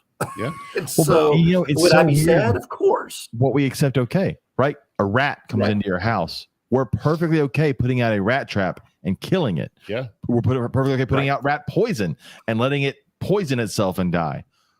But when you say cat, it's a completely different mentality. Like, it's the same issue. It's not different. It should not be, because it will be like it will be illegal if someone sees you killing animals in a neighborhood, they'll come after you with pitchforks. Oh yeah, for sure. For sure. But if I go around killing hogs or rats or other invasive species or snakes, they're okay with that.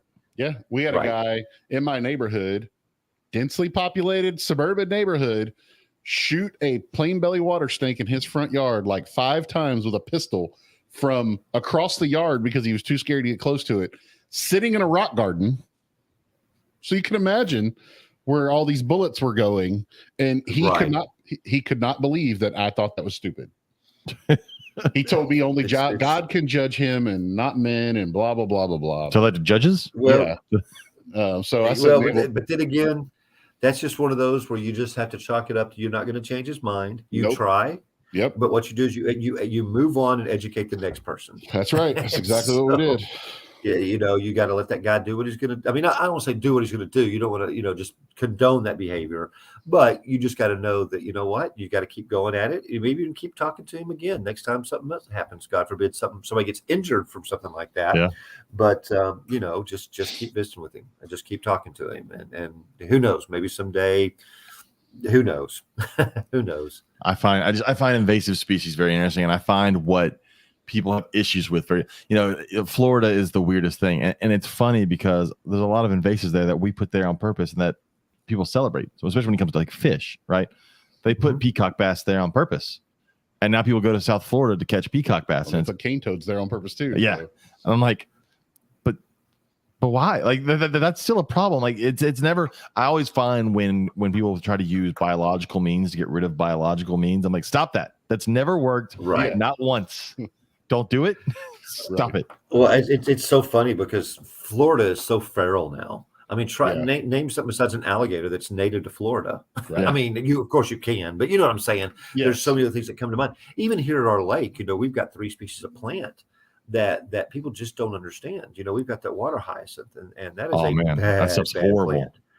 And I remember a friend of mine out in West Texas was like, "Hey, I saw when I came fishing, you had a bunch of that hyacinth. Can you bring some out to me?" No. I'm like, hey, number one, it's illegal, and number two, not only no, but no, I'm not gonna do that. You do not want. Could you imagine if this got into the Rio Grande? I mean, the way it chokes out a large lake. Imagine what it would do to a small river that already has enough water issues from, conservation issues from people, draining water before it gets to the down to the ocean, and down to the bays. And so it's just yikes, but just people not understanding. And again, it goes back to the big E word. I think we have to continue to use that word. as much as we can. We educate. You've got to Yeah. educate people. This is but you can't be, as a society, we've lost the ability to educate because we view people as enemies, or we view them as something that is worth less than somebody else because they have this viewpoint. I think we need to learn how to have conversations again.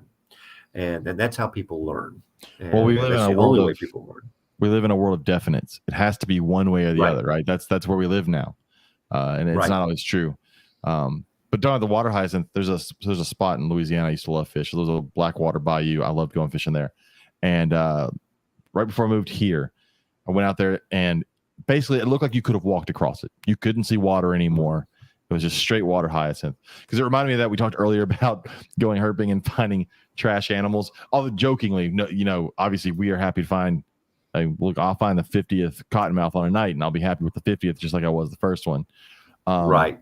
But that's how I am, like, fishing. That spot is full of bowfin. I love to catch bowfin. I think they're a crazy, awesome fish.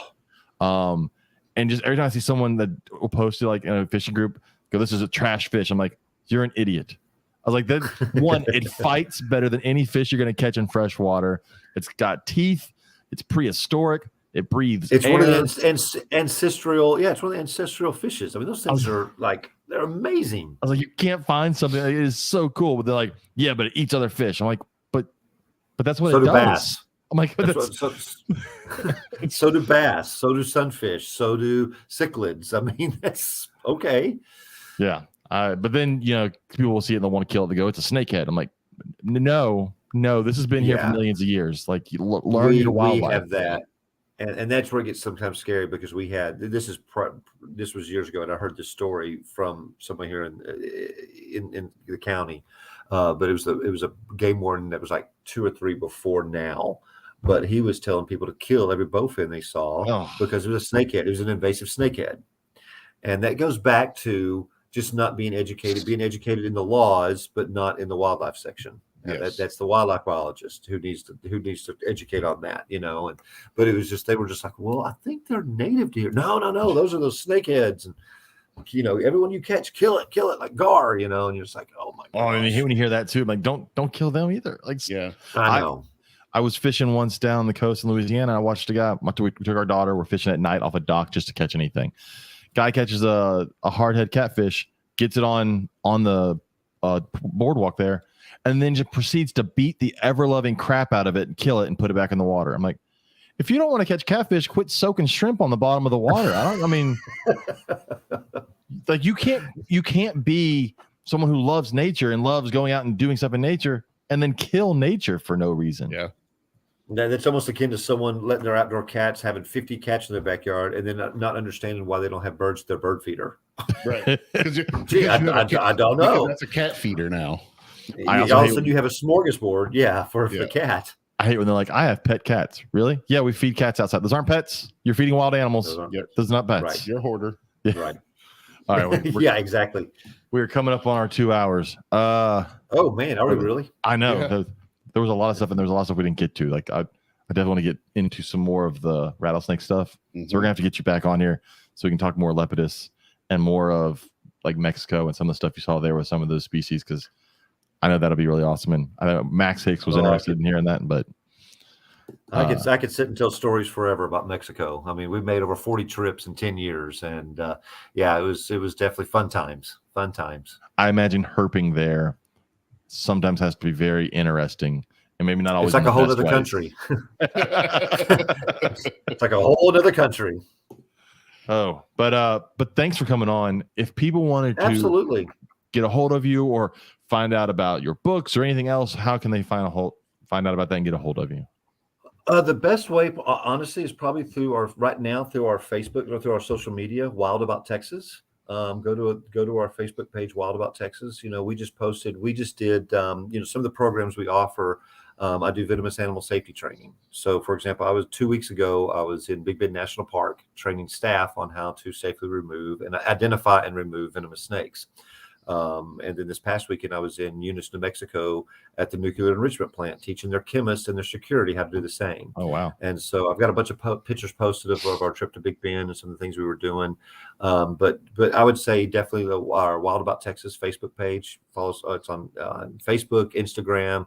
We do have TikTok, YouTube. You say that reluctantly, like we do have TikTok. Well, it's one of those that, everybody's like, you have to do this. You have to do this. It's like, all right. And so we've got a couple of videos on TikTok. We do a lot of stuff on Facebook and Instagram. We post stuff. In fact, my wife was like, you've been posting too much stuff. Like every day we've got stuff going on. And so she's like, quit posting so much. All right. Just add that to my little checklist of things I need to do. But that would be the easiest way. Just go to Facebook, Wild About Texas. And follow us there, and we reply to messages pretty quickly, and be glad to talk books, talk anything, and I'd be glad to come back on sometime and talk about Mexico and LEPs and some of the stuff that we were doing there in West Texas. And I've got a lot of gray in my beard. I've got a lot of stories. We can talk about your speckled racers. The trash snake. I wish I'd talked to you sooner. And so we have a big reptile day. I want to talk about this also. We had a big reptile day event coming up this Saturday here near one of the local neighborhoods here in South Houston. It'd have been cool to have y'all come out for that. It's a pretty good event. But for anybody else listening, if you want to come out this weekend, Reptile Day will happen in Meridiana. It's about 15 minutes south of Houston or so. Probably have 1,000 to 1,500 people there, I imagine. Yeah. Lots of cool talks and animals. There'll be crafts and stuff there as well. Really good food trucks. Come out. I'll have stickers for sale if anybody wants to buy some stickers. Free. It is completely free. Yeah, there's no cost to be there. And we'll have some pretty cool animals. You can come feed tortoises and all sorts of stuff. So anybody listening, come out and see us. Well, I'd like to invite you guys too to come by sometime. Here at Texana Park at the Nature Center. Love to show you the Nature Center, and Robert, have you come by and take a look at some of the LEPs in the personal collection. And love to invite you guys to come over. You guys aren't too far away. No, I drive by there quite often. So then we have to drive by there and go visit. Adding it we'd like to extend the invitation. You guys come by. That'd be awesome. Everybody listening, we will be back next week with somebody. I don't have anybody yet. I have somebody for 2 weeks from now. We'll be back next week with somebody. Oh, next week will be Wednesday. Robert, I'm telling you now. Next week we're doing a Wednesday because Tuesday is Halloween. Oh, yeah. Yeah, so we're not doing this on Halloween. But we will be back next Wednesday with a guest. Again, check out Robert Ellis, reptileracks.com for racks. Check out VivTech products for your LED UVB light bulbs. Again, these are UVB bulbs that last longer than the 6 months, the cheap ones at PetSmart. I say cheap. Nothing's cheap anymore. The ones at PetSmart. So yeah, Michael, hang out for a second. Thanks for coming on. We're going to close it out. Everybody else, we will see y'all next week. Check out our website that Nathan put up for us. Again, that is reptilegumbopodcast.com. Good night.